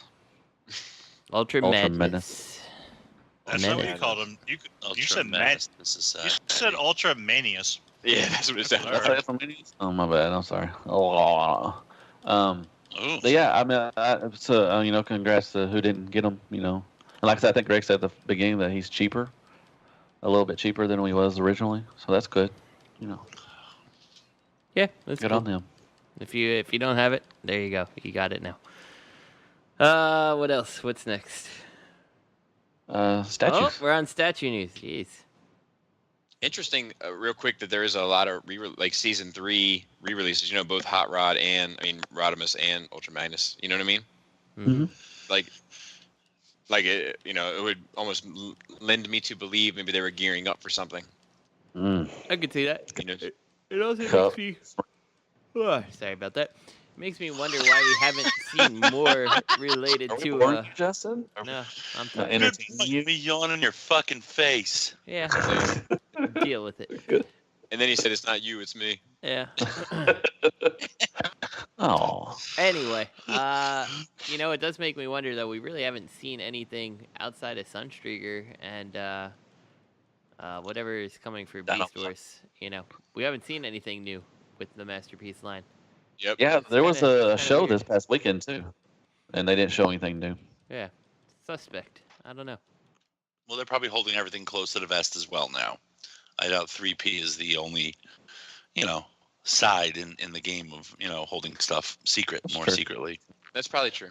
They're waiting for Hasbro. Don't worry, Jazz. You got your Jazz coming, Justin. Don't worry. That's not what I'm worried about. I just, I don't want to see the MP line end up just being like, okay, we're re-releasing this again, because they did that with the old Optimus Prime a trillion times, and it stagnates the line. We need to keep going.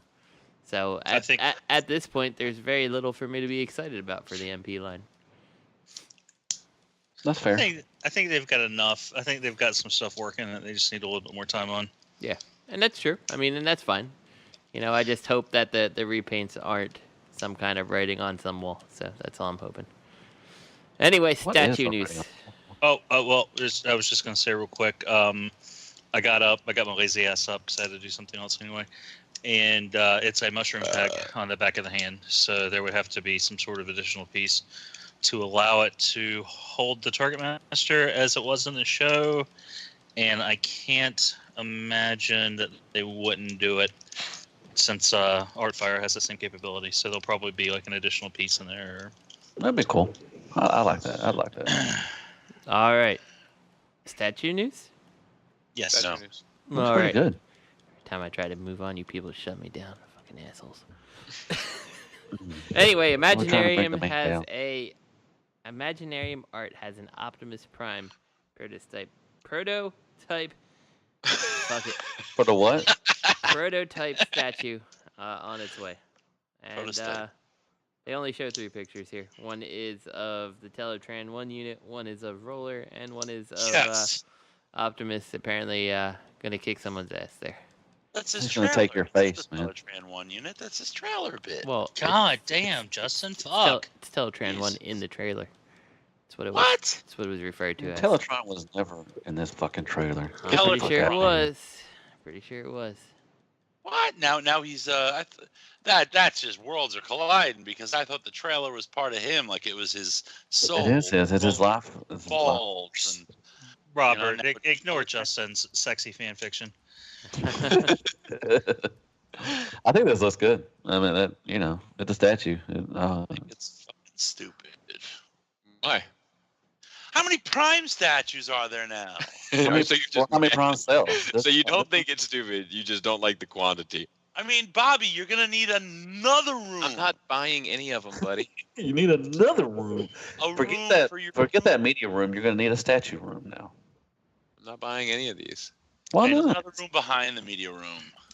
Oh, there is. Is it a secret? Can you hit a little light switch? There is another room, but it's a storage room. Oh my god! We got the tour. We got the tour of that room. There's boxes like sitting in the fucking framework. Yeah. He'll get that. That's where he keeps his Marvel Legends, But when he realizes he's got a problem, he's gonna make that a statue. That's HF Arts. All this good stuff. Not true. Not true. You're gonna secretly do it though. You're gonna just sell it all. Why do you think that? I enjoy those a lot. He just feels it, man. He just feels it about you, man. Feel it in my bones. And I'm almost done. You'd be like Hot Toys. You're never done. Fuck this Marvel Legends shit. You're gonna get like one Hot Toys, like Jean Grey. She's gonna have like long flowing hair. She's gonna have. You're funny, man. You're very funny. You're very funny. Would you brush it if it got all tangled up and everything? Would you brush it out? I would take care of it. It wouldn't get tangled up. I bet you would. When you encourage Robert, Bobby, you're part of the problem. Just so you know. He knows what I was getting at there. No. Copperhead. Oh, it must be an inside thing, Greg. We don't get the. I want a Hot Toys Copperhead. I want Hot Toys Luke Cage Netflix Copperhead. No, you don't. I want Pimp Copperhead. I'll take a Copperhead Luke Cage Netflix, but not a Diamondback Luke Cage Netflix. Oh yeah, Diamondback. I can't keep the snake. What was it, the Serpent Society or whatever? Yeah, but that Diamondback isn't even the Serpent Society one. He's like a different one. The fucking blue one. He's the original Diamondback. Yeah, but he wasn't part of the Serpent Society, the original. No, well, Copperhead was, so that's why I couldn't. Right. I'm asking. I'm not a. Yeah, the Diamondback or the what is? I don't even remember anymore now. It's a Copperhead, probably. The guy that they went with for the Netflix show was the original iteration, but he was an old pimp in the comics. But the original iteration, but the original iteration was not a member of the Serpent Society, right? Because he did not wear a giant snake costume, like the others did. Hey, would y'all take a Hot Toys of the Daredevil, the big boy, his friend? No. You're talking about I take a Foggy Nelson. Lawyer friend? Foggy, yeah. You want to take a Hot Toys of that guy? No. If they made a Daredevil, I would. I think Hot Toys collectors would buy a Matt Murdock as well, and if they bought a Matt Murdock, they'd buy anything. I have a Let's question. be honest. On the panel, do any of you know if Disney is able to take all that shit with them when they leave Netflix? Oh yeah, I saw that. I didn't read all of it, but yeah. It said something about taking some of the Marvel stuff. I would imagine that Disney definitely still owns all of the cinematic TV rights to all their characters. Like, I don't think they would go down that road again. But my question is, could they keep the same cast and say, you know what I mean? Can they continue on, or does Netflix own the story, so to speak? I don't know. That's a good question. I would have to imagine they licensed it at the very least, right? You would have to. What do you mean? Like, I would assume that Netflix had to have licensed, to make the series. So I feel like, I don't know. I feel like they would own it there, right? Just the series. If it's a Netflix series original, they Disney couldn't come out with that series. They couldn't continue that series. Well, that's my question. Yeah, no, but they could make another version of the characters, another version of the story. They just can't continue that series. That would be a huge bummer. I definitely don't think Netflix isn't fucking Sony. Like, I don't think there would be any character rights sales or I'm not long term. I'm not talking about the character rights. So I'm talking about just that story, that iteration of the character. Exactly. I mean, I don't know. I don't know how that shit works. Hey, why they pull out anyways? Because Disney. Because that's Disney's way. If Disney is like, why are we cutting money with these motherfuckers? We can just do it ourselves. When did that go up? I didn't see that. Was that recent? Yeah. It came out. It came out today. Disney is starting a streaming service. That's exactly why. They're pulling all their properties from Netflix. Those bastards. Are they going to continue with Punisher and Luke Cage though? That's the question. They can't continue the series. I would guess that those are already paid for, and the deals, like the contracts and shit, are already a done deal. But I don't know. They can't continue the series. It's an exclusive deal. We don't know the confines of the deal. I know the deal's Defender's coming out. If you do, then you do. But I'm just saying that that. Right? No, obviously I know you don't. But like I'm just saying that I would. The only caveat. Normally I would agree with you, Robert. The only caveat is that Marvel is probably extremely protective of all their shit because of the fucking circumstance they're in. I mean, it'd be interesting. The way around that would be, the exclusivity was just for those seasons. It was season to season, and they had a deal for X amount of seasons with an opt-out, and they still had the right to continue the series in a new season with a different carrier. I mean, that's a possibility. Poppycock. Can I just interject since Matt already interjected? Bobby, when you said that, I just pictured Stan Lee with his back to a wall swinging a knife, like an old 50s knife fight. Why would Stanley do that? That's not Stan Lee. You put that knife down. He's got to protect his. He's got to protect his properties. He's got to protect your neck. You know what I'm talking about, Bob. I do. So does Greg. You should. Where's my Wu-Tang dolls at, man? Hot Toys, Wu-Tang. SH Figuarts, man. That's Get on it. Yeah, they haven't. Have they announced anything else in that? Just while we're already, I mean, we still got like 30 minutes to kill. Have they even announced anything else in that music series? No, not that I've seen. But like they like Bandai, Tamashii Nation, all them motherfuckers they attend all these shows and they I feel like sometimes I'll see some shit and it'll be like 3 months old, but it'll be the first time I saw it. And they'll be like, oh yeah, well you don't know it was released at the Grand Dragon. That's probably Festival? the wrong Prince of Dragon. Wrong kind of dragon. It was it was released at the Serpent Dragon convention in Taiwan. Like I'm like, oh, They showed the prototype at Imperial Wizards World. Like, if they did a Prince one, I would get the Prince one. Yeah, for sure. I probably would too. A Prince Hot Toys? No, SH Figuarts. I would definitely. I want a Prince Hot Toys. I do too. I want to brush. I want to brush hair. Comes with like Spanish Fly, Oh, so good. What if it came with like a voice chip or something like that and he's saying to you while you're in your bath? What if it came with some barbiturates and you could just take those in the bath? What? That comes with. Oh, that's so horrible. Oh, sorry. Greg. In the Bill Cosby comes. All right. Hey, you told me I was horrible, and then you took it a fucking step further. I know you went the Bill Cosby way. Oh, man. It was a compliment. Sorry. Okay, we got some. We got MP questions. Do a couple questions. Yeah. We got another email question too. Let me pull this up, so to speak. Did we get one later today? Because I did the questions at like 2. I don't think we did. We got one. No. If it's a new question, shelve it. We gotta address these older ones. Okay, as long as it's in the list, it's fine. I just don't want to lose the emails. I put the MP collector question. Yeah, that one's at the top just out of habit, and then the other ones are in order. We have like 4 from this one guy. MP Collector gets some precedence because he sends one every week. Dear Shattercast crew, when did an ab crunch become something we expected in a proper Masterpiece Transformer? I asked because I noticed the first thing I thought of when I saw FT Phoenix in person was something along the lines of, no ab crunch? What kind of lazy ass shit is this? When I think about it, though, there was a time when I never would have thought an ab crunch was even possible, much less expected. For the life of me, I cannot figure out when that change took place. I know when that first MP Prime was released back in 03-04, and ab crunch was the furthest thing from my mind. Fast forward 10 years or so, the MP Wheeljack comes out.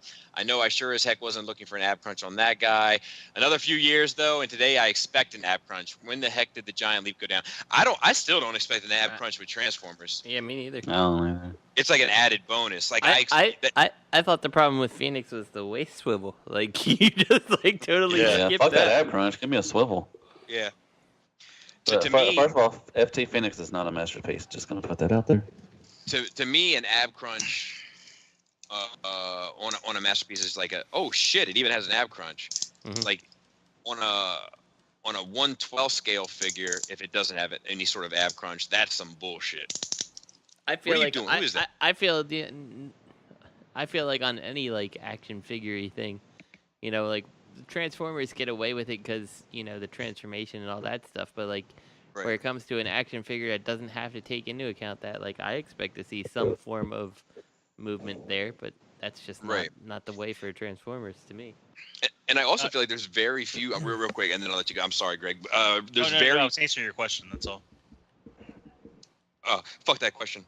There's very few Transformers that the character lends themselves to an ab crunch anyway. Like where you think of like a super agile Transformer. Most of them are like big kind of lumbering fucking, So like, anyway, that's it. I think if a masterpiece don't have poopy pants, then I get upset. Yeah, you're thinking about your poopy pants there.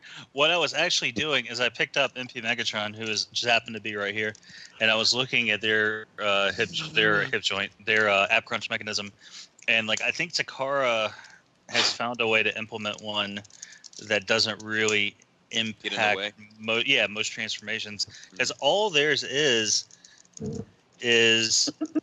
a peg swivel that is curved into a slot with a pin.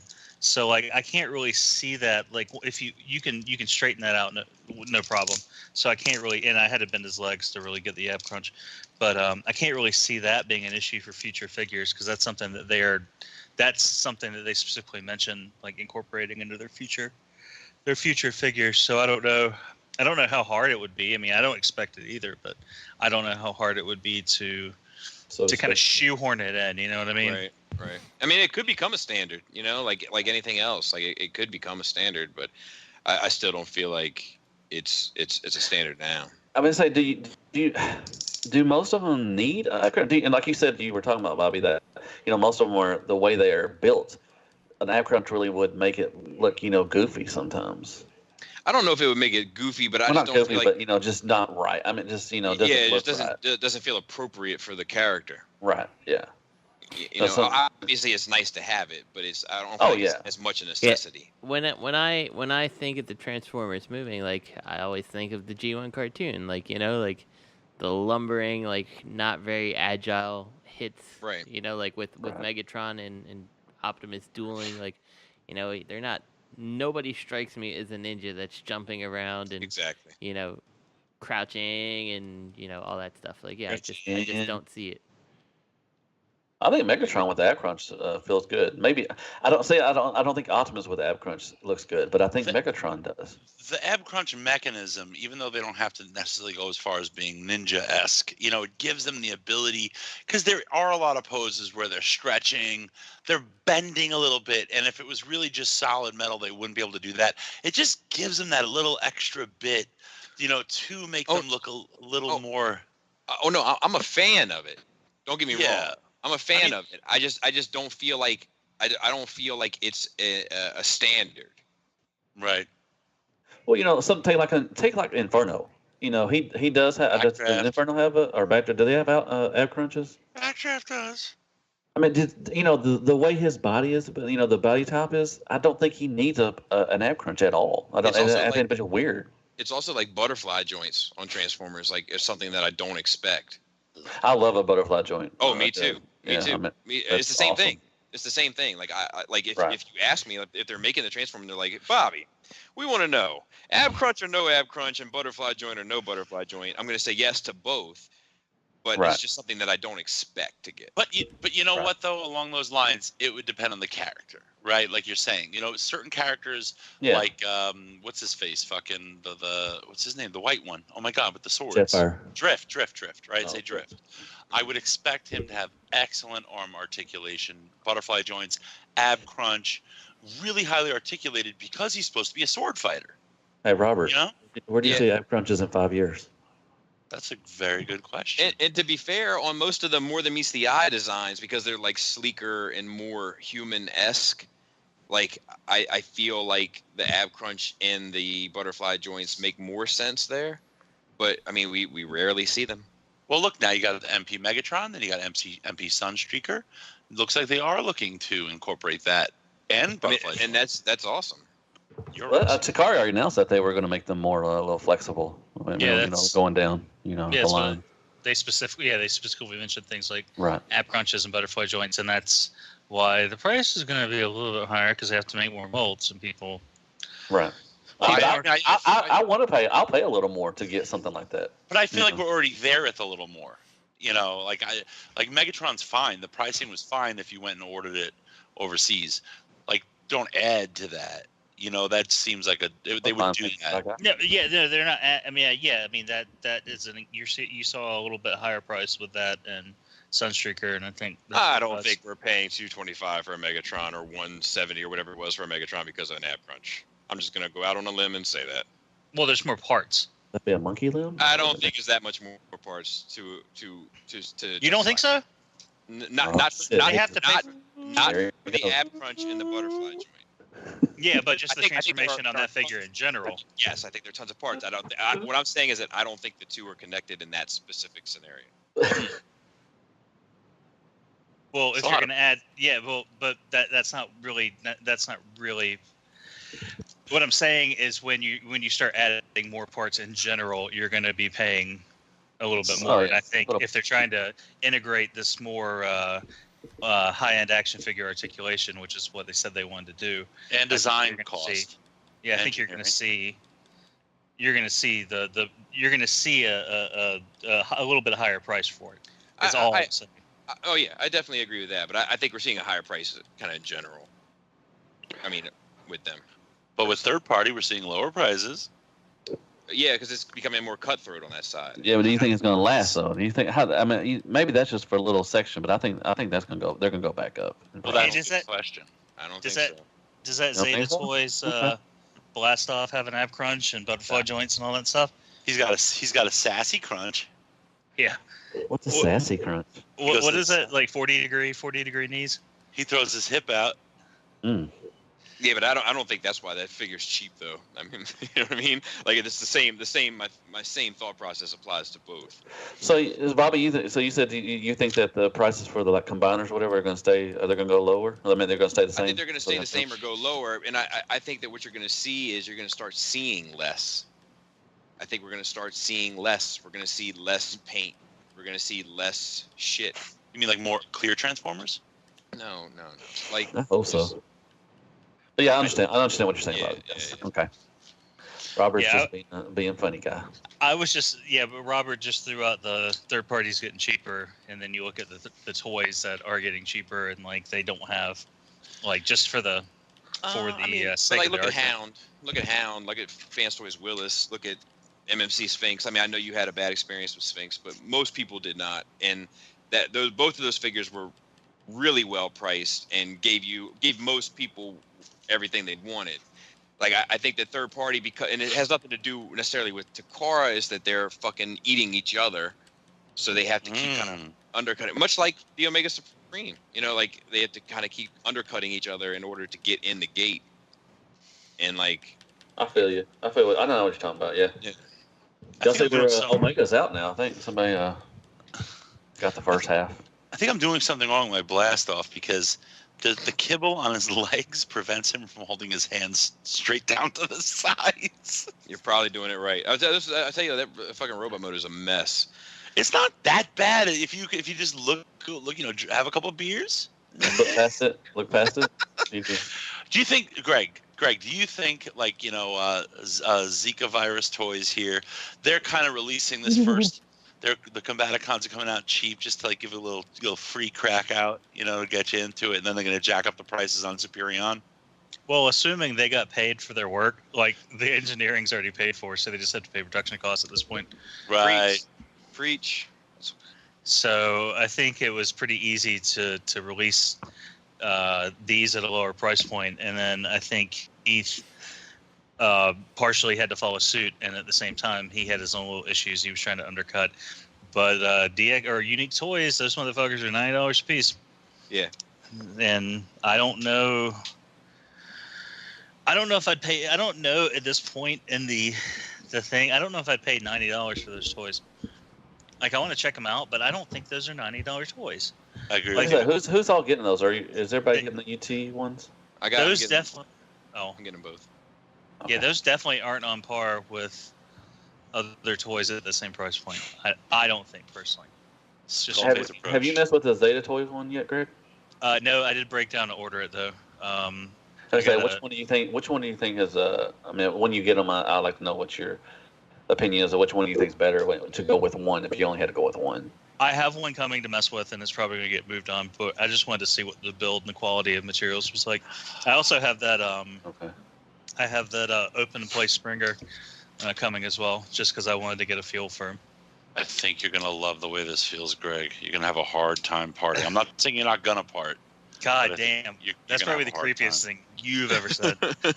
No, hey, hold his beer. You're He'll gonna have say a hard something time later. parting with this, even though you might. But you're gonna look at this, then you're gonna look at your constructor. It's gonna be like Darth Vader looking at Luke and the Emperor, and you're gonna look back and forth, and then you're gonna still throw him down the well. But it's gonna be hard. It's not gonna. All be right, easy. let's do another question from Paul C. Dan, cut off the Star Wars reference and everything. What a jerk.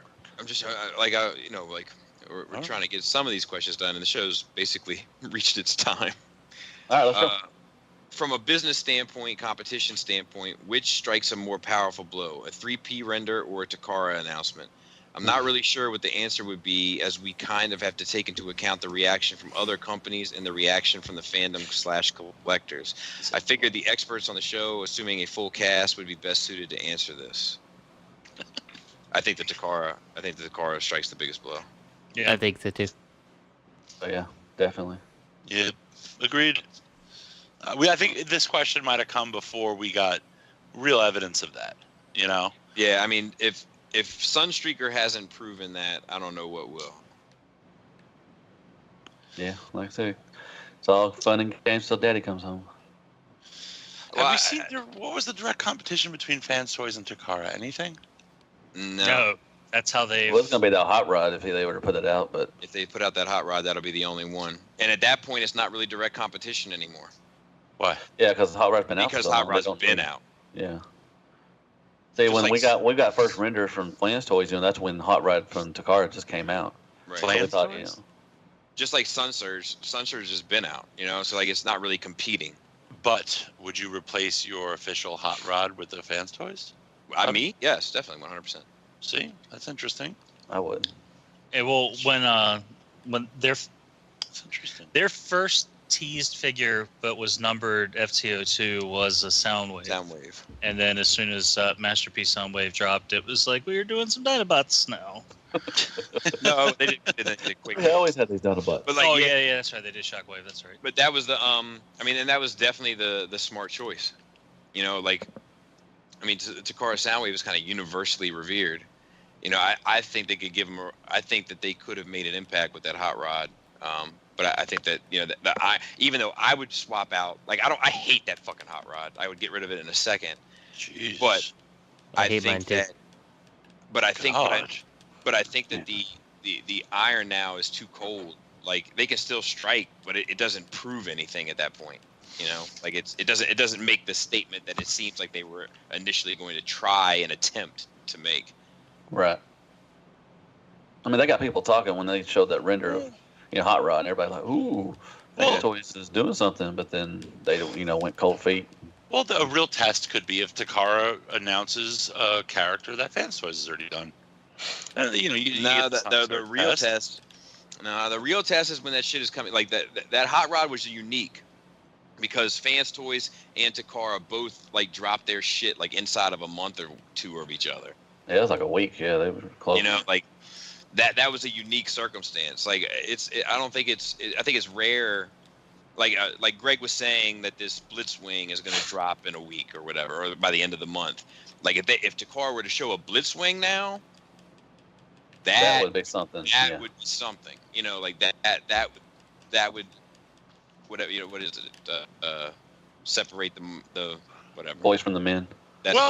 Yeah, but I mean, certain figures, they either do or they don't withstand the test of time. You've got, Fans Toys Grimlock arguably replaced the MP08. Right. Well, how long that MP08 had been out, though? It doesn't stand the test of time. Yeah, but also one more thing with the MP08 though was that the MP08 wasn't included in that kind of MP scale. So it was always kind of a misfit. Yeah, it got scaled out definitely. MPP10. has replaced all MP10s out there. Yeah, and you're fucking Not even close, man. your fucking dreams. Backdraft is better than official. Well, let's just say Yeah, once again, definitely. let's just say let's put like say take a Fans Toy Galvatron. That's a really good, a great Transformer. Do you think if Takara announced a Galvatron, do you think that a lot of people would sell their car or their Fans Toy? Yeah. I don't. I would. That would be interesting to see. I think you're definitely going to see some go on the market, but that would be interesting. Like Sunstreaker, not like Sunsurge. I don't think it would be like Sunstreaker. It would be a loyalist kind of thing. Do you really think that the Fans Toys Galvatron's a great Transformer, or it's a great Transformers character representation? Because I mean, it looks good. I mean, it looks great on itself.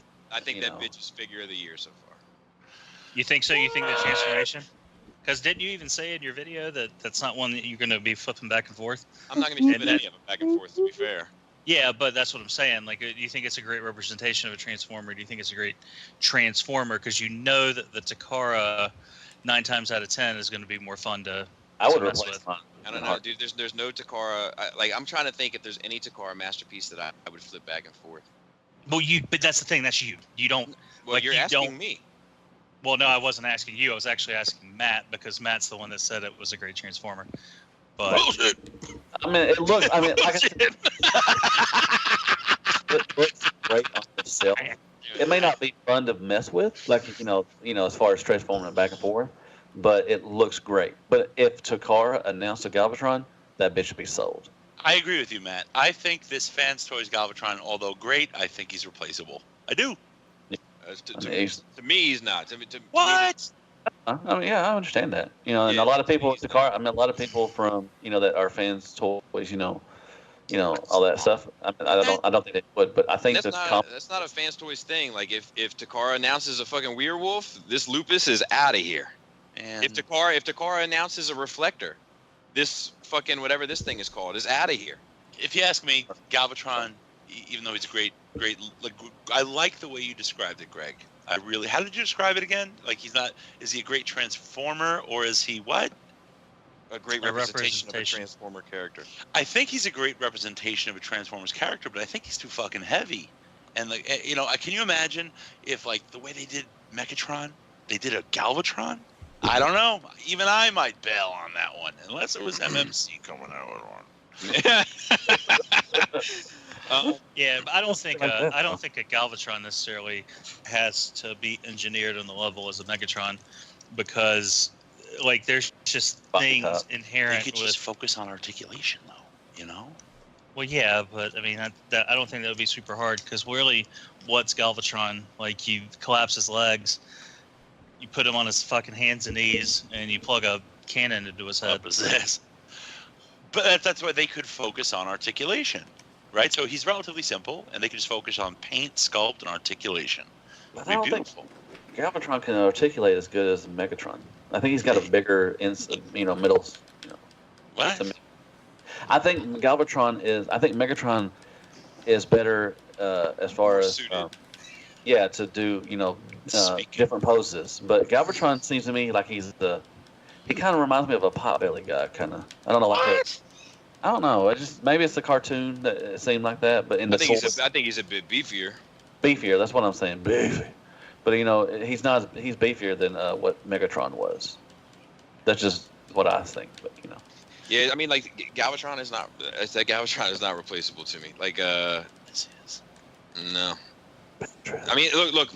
Put it this way: if the Sun Surge isn't fucking replaceable, the Galvatron certainly isn't fucking replaceable. Man, you just want to be that guy, don't you? What if Marvel Legends came out with a Galvatron? Then I'll swap him out. As long as it's a Build-A-Figure. It needs to be a Build-A. It deserves. What about the 12-inch figure? Would it have to be a 12? No, I don't. You talking about Marvel Legends 12-inch? Because that shit is not for me. Marvel Select Galvatron. No. Mm. 7 points of articulation. Yeah, exactly. Who's got another? What's your favorite third-party toy name? Damn. I don't know. Probably Hardbone. No. Oh, Dicka. Dicka's up there. It says Blur. What's his name? SX. That's overclocking. Okay. No, I don't like that. You don't like that? Well, it had another. No, that's the DX9 one that had like 10 names. Oh yeah, it was like Running Man and Faster Man or some shit. Buzzing. Yeah. What's that new Scarf coming out? The Galaxy Force one. What's his name? Mooner or something? Howling Meteor. All right, I like that. I like Howling Mooner. I like the Generation Toy Powertrain. I think that's a good name for Motormaster. I like Optimus? Yeah, Dickamus. Dickamus is fun. What's that I said DMX. What's that DX9 power cloud called? Like Achung Baby or something? Richter's Force? I don't know. Reichthausen or something like that, yeah. Something. What are some ugly ones, like bad ones? What's the name of a bad one? Because it's so good. Susano. Studio. Susano. Bridgewatcher. Yeah, Bridgewatcher. Actually, all those names like Red Tyrant Wing. Yeah, It's like Tyrant Wing, Red Tyrant. That's stupid. See, I don't mind Bridgewatcher just because it has a precedent. Like it. Right. it As a I get it. I saw literally. what you did on Factory. I know what you did. It's literally descriptive of his role. Hardbone. That's a good one, Bobby. That was a good one. Or whoever said Hardbone. That's a classic, you know. Was there an Erector? Oh, that's original. No, that's his name. Hercules was like a good one. And like you know that one time we had the discussion. You guys remember we had the discussion of like third-party names that have kind of stuck as much as the G1 name. Mm-hmm. And I think we were talking like Hercules. Feral Rex. Feral Rex is a good one. Soundtrack for that whatever Soundwave. That's not one that sticks. But what was oh fuck, what was his name? I feel like there's been some that have been like misspelled and all sorts of shit. Alan, that's a. I like Generation Toys Scraper. I thought that was kind of, you know. Yeah. Because clearly it was Scrapper, but. What was the triple chain, the Sandstorm triple chainer's name? Hot Dog Trust. Sworder. Yeah, Sworder. Sworder. That don't make no sense. I don't. What's that? Why is he Sworder? Because he has 4 swords. Yeah. Oh, okay. You're smart. Despotron. Despotron is a weird one that they got away with. Yeah, I can't think of any other ones. Fuck, I don't even know their names most of the time. I just say third party shit. For some reason, like, I don't either. Like, I hate when people text me and they're like, "What do you think about window cleaner?" I'm like, "Who the fuck is that?" Yeah, it's like you have to tell me who that is, man. Yeah, me too. I just like, can you just be like third part? What's the G1 name? Come on now. Toy World Company, Jazz, you know. Exactly. Company and G1 name. That's what I got need. that. I got that in MMC, like MMC fucking chat. I was like, I was saying how what's the one that looks like that with the very video gamey kind of 8-bit helicopter spinnies on his shoulders. Obsidian. I said it looks like a Vietnam vet being pulled away with his legs blasted off. I was like, "Oh, Turban looks like a Vietnam vet with his legs blasted off, being pulled out of combat." And they're like, "That's Oberon," and I was like, "Who fucking cares?" Triggered. Oberon. Turban. I thought Turban like turbine. I don't fucking know. He wears something on his head. I don't know. If you know all the third-party names and who they are, hey, you're a better collector than I am, man. Because I can't keep up with all that shit. What was the I want to say there was another one that we. Fuck man, why can't, what was the Mach 5, of course, classic. Mm-hmm. Mach 5. I can't think of any more. Fuck, there was. I still like Mooning, whatever that one is. I sometimes say soar instead of swoop. Yeah, I do too. I never do that. Soar and stomp. Yep. What's Galvatron's name? Galvatronus? Sovereign. You know what? Sovereign. I part of me kind of hopes that actual Hasbro proper goes ahead because slag is offensive. I hope they go ahead and just like name it Stomp. Just Yeah, because. dude, I would love like if they did some of that shit. Like, I'm not beating my drum for the official stuff, but like I would love if they like just like threw a little jab at them. Like, look, we lost Slag. Let's just call it Scoria. Fuck them. They should What say are you like gonna do? cunt, like cunt, because like in England and Australia, people call each other's cunts all the time. It's not as offensive. It's still offensive. It's just not as offensive as it is. Fans toys cunt. Can't do that, Robert. It's more socially. You're It's better, like, Robert. it's like motherfucker. Like beast cunt. I like culture. Like I like that name for Tarn. Like it makes sense and it works. Oh, it's called Tar. Yeah, It's Oberon. Oh, Ollie. What about Ollie? Who doesn't like an Ollie? Oh, that's a classic. Everybody loves Ollie. Shit. Is this a listener question, or are we just ignoring listener questions and coming up with our own? That was a listener question. We got another one from Chris Bishop coming up. If you want to take it. Yeah, we can do one more. Since Cup, Springer, Jazz Final Pictures have been circulating, I have questions. Is this apparent G1 toy homaging the direction Toy World's going in now, post the Zeta designer departure? Or are these holdovers from Zeta that were far too long into production to put on the brakes? If it is their planned route, why? Who's asking for MP-style G1 toys? Me. I don't think that Springer is a G1 toy design, and I don't think that Cup is either. I think they're both Studio Ox, and Jazz might be as well. Studio Ox, Studio keep it in the box. Well, that's the thing about Studio Ox design. Like, so a lot of them look really cool, but a lot of them look goofy, and like they always like the Springer is like one of the worst ones. Yeah. Did Justin? Did you get Toy World Jazz yet, or are you? I have it. I don't have it here, but I have it in a pile of loot, basically. So Okay. At some point, I will have it, but that thing's just staying in alt mode and probably never going to be Jazz. So. I mean, I think these characters were all done before the split between Toy World and Zeta. I think so too, and I also think that you probably have a different design team working on combiners than you do individual characters. Yeah. Yeah, you can tell, really. Especially the RC, that Toy World RC. Jeebus. Spread legs RC. I just looked up Coulter. Uh-huh. Coulter is a Polish word. It's the plural of cult, as in like an entire cult. Even but better. not cult, like not necessarily cult. The word cult meaning devotion to a saint. Oh, what's it? Cult of Personality? So Coulter would be like the leader of a movement that was devoted to. Yeah. So it's perfect. That's cool. Thank you, Greg. That is Cult of Personality. I think that's enough. Let's do one more. One more. We have like 30 pages of questions. There's not that many. Yeah, go ahead. I mean, we can do one more. It's fine. Let's just say there's a couple of easy, like pretty, like one-off answer questions. Okay, let's see here. Let's see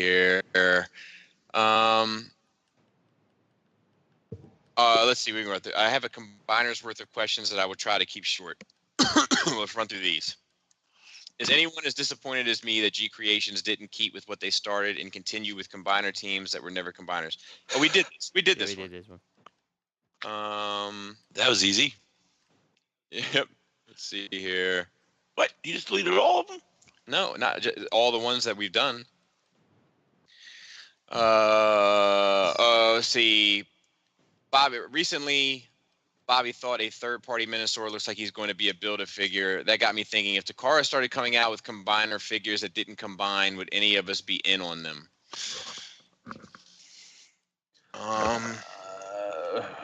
For me, if they did the Build-A-Figure approach, like if you bought a Takara Masterpiece Scrapper and it came with the Build-A-Figure like leg component for Scrapper for Devastator, I'd be in.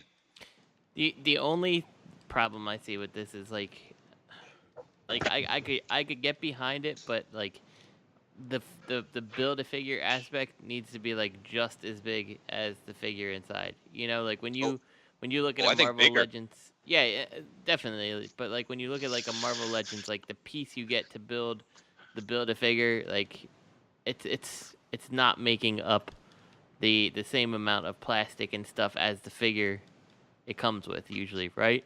Right. So like, I mean, like if you are gonna do it this route, like I need to see like, you know, that leg better be bigger than Scrapper in alt mode, you know? Well, that's a good idea, though. That's cool. Yeah, I'd be up for that. In that sense, it would make a more like stable, you know, easier to mess with combiner, you know, where you can just, you know, kind of pose it on the shelf behind the team, something like that. Like I'd be fine with it too. Yeah, I mean, but it also depends on like, you know, just how well you executed the combiner to me too. Matt? Yeah. Or I'm sorry, Greg, you on board with that too? Yeah, with the execution part, yeah. Matt? Oh, I'm sorry. I was talking to my wife. What was the question? My bad. Oh, the Build-A-Figure. What are you talking about? One of the dogs got out. And yeah. You got two dogs now? Yeah, my mom has a dog. Her name is Fifi. What? What kind of dog is Fifi? It's a Chihuahua and something mixed or something. I don't know. A little fat ass dog. Rottweiler? Chihuahua and a Rottweiler? I actually didn't know this either. I demand to see it in a Hail Hasbro review. Yes. Okay, I will. I'll bring her on. Wait, hold on. Is Fifi fixed? Yes. Ah, too bad. Sorry, Gator. Yeah. Yeah, I would be in if they did that. The cars started coming out with a combiner finish and all that stuff. Yeah, I'd be in. All right. He says if they made 6 Constructicons, 5 aerial bots, Stunticons, and Combaticons that only flip back and forth between bot and vehicle mode, would that be something worth getting? He thinks it would because the characters that we love the most can just be themselves without the combiner pieces bulking them out. I hear you. It's not necessarily what I want because I think Toy World killed it, and it, you know, so it's not necessarily what I want, but I would definitely be good with it. And then we have 2 questions saved for next week. And that's it. Look at that. No. Sorry. Oh, big shout out to W2F. There's a new podcast coming out. The boys, the Double J's and Chris and Bedbugs. They had their first show this past week, and it was really good. Is it on Podbean or anything? Or? Not yet. They're working on that. They're gonna get on soon. It's on YouTube right now, but it was pretty good. I liked it. I really liked it. Justin, or either Justin C or Justin L. Give me once you get that bitch up on some audio platform, give me a link so I can check it out. Oh, yeah. What does that mean, Robert? Oh, what does that even mean? Means what you think it means. I don't know what it. I literally don't know what it means. Big shout out to those click guys. Click a YouTube, huh? Can't click a YouTube. I'm like so. So here's the problem with YouTube podcasts. I'm not sitting at a desktop for longer than 5 to 10 minutes, like not doing anything unless it's shattered cast. Put it on your phone. But if it's on my phone, then I can't do anything else on my phone. That's the problem. So you pause the podcast on your phone and take your phone call, and then you put the YouTube. No, I'm not doing that. I'm not fucking letting my battery fucking run to the fucking ground. Speaking of which, check this out. This morning, I unplugged my phone at 6 o'clock sharp. 6 o'clock a.m. Unplugged my phone. By 6:35, guess how much battery I had left percentage-wise? 35%. 26. 1%. God damn, dude. Angry Birds eats up a lot of energy, Bobby. I don't use Angry Birds. Oh, I don't have any texts from Robert, but I have 2 audio clips from Robert this week. Eh? No. I am real quick. Let me find. It's been so long since Robert has texted me. Me and Robert been talking on the side, so I might be his new side piece. Here's one.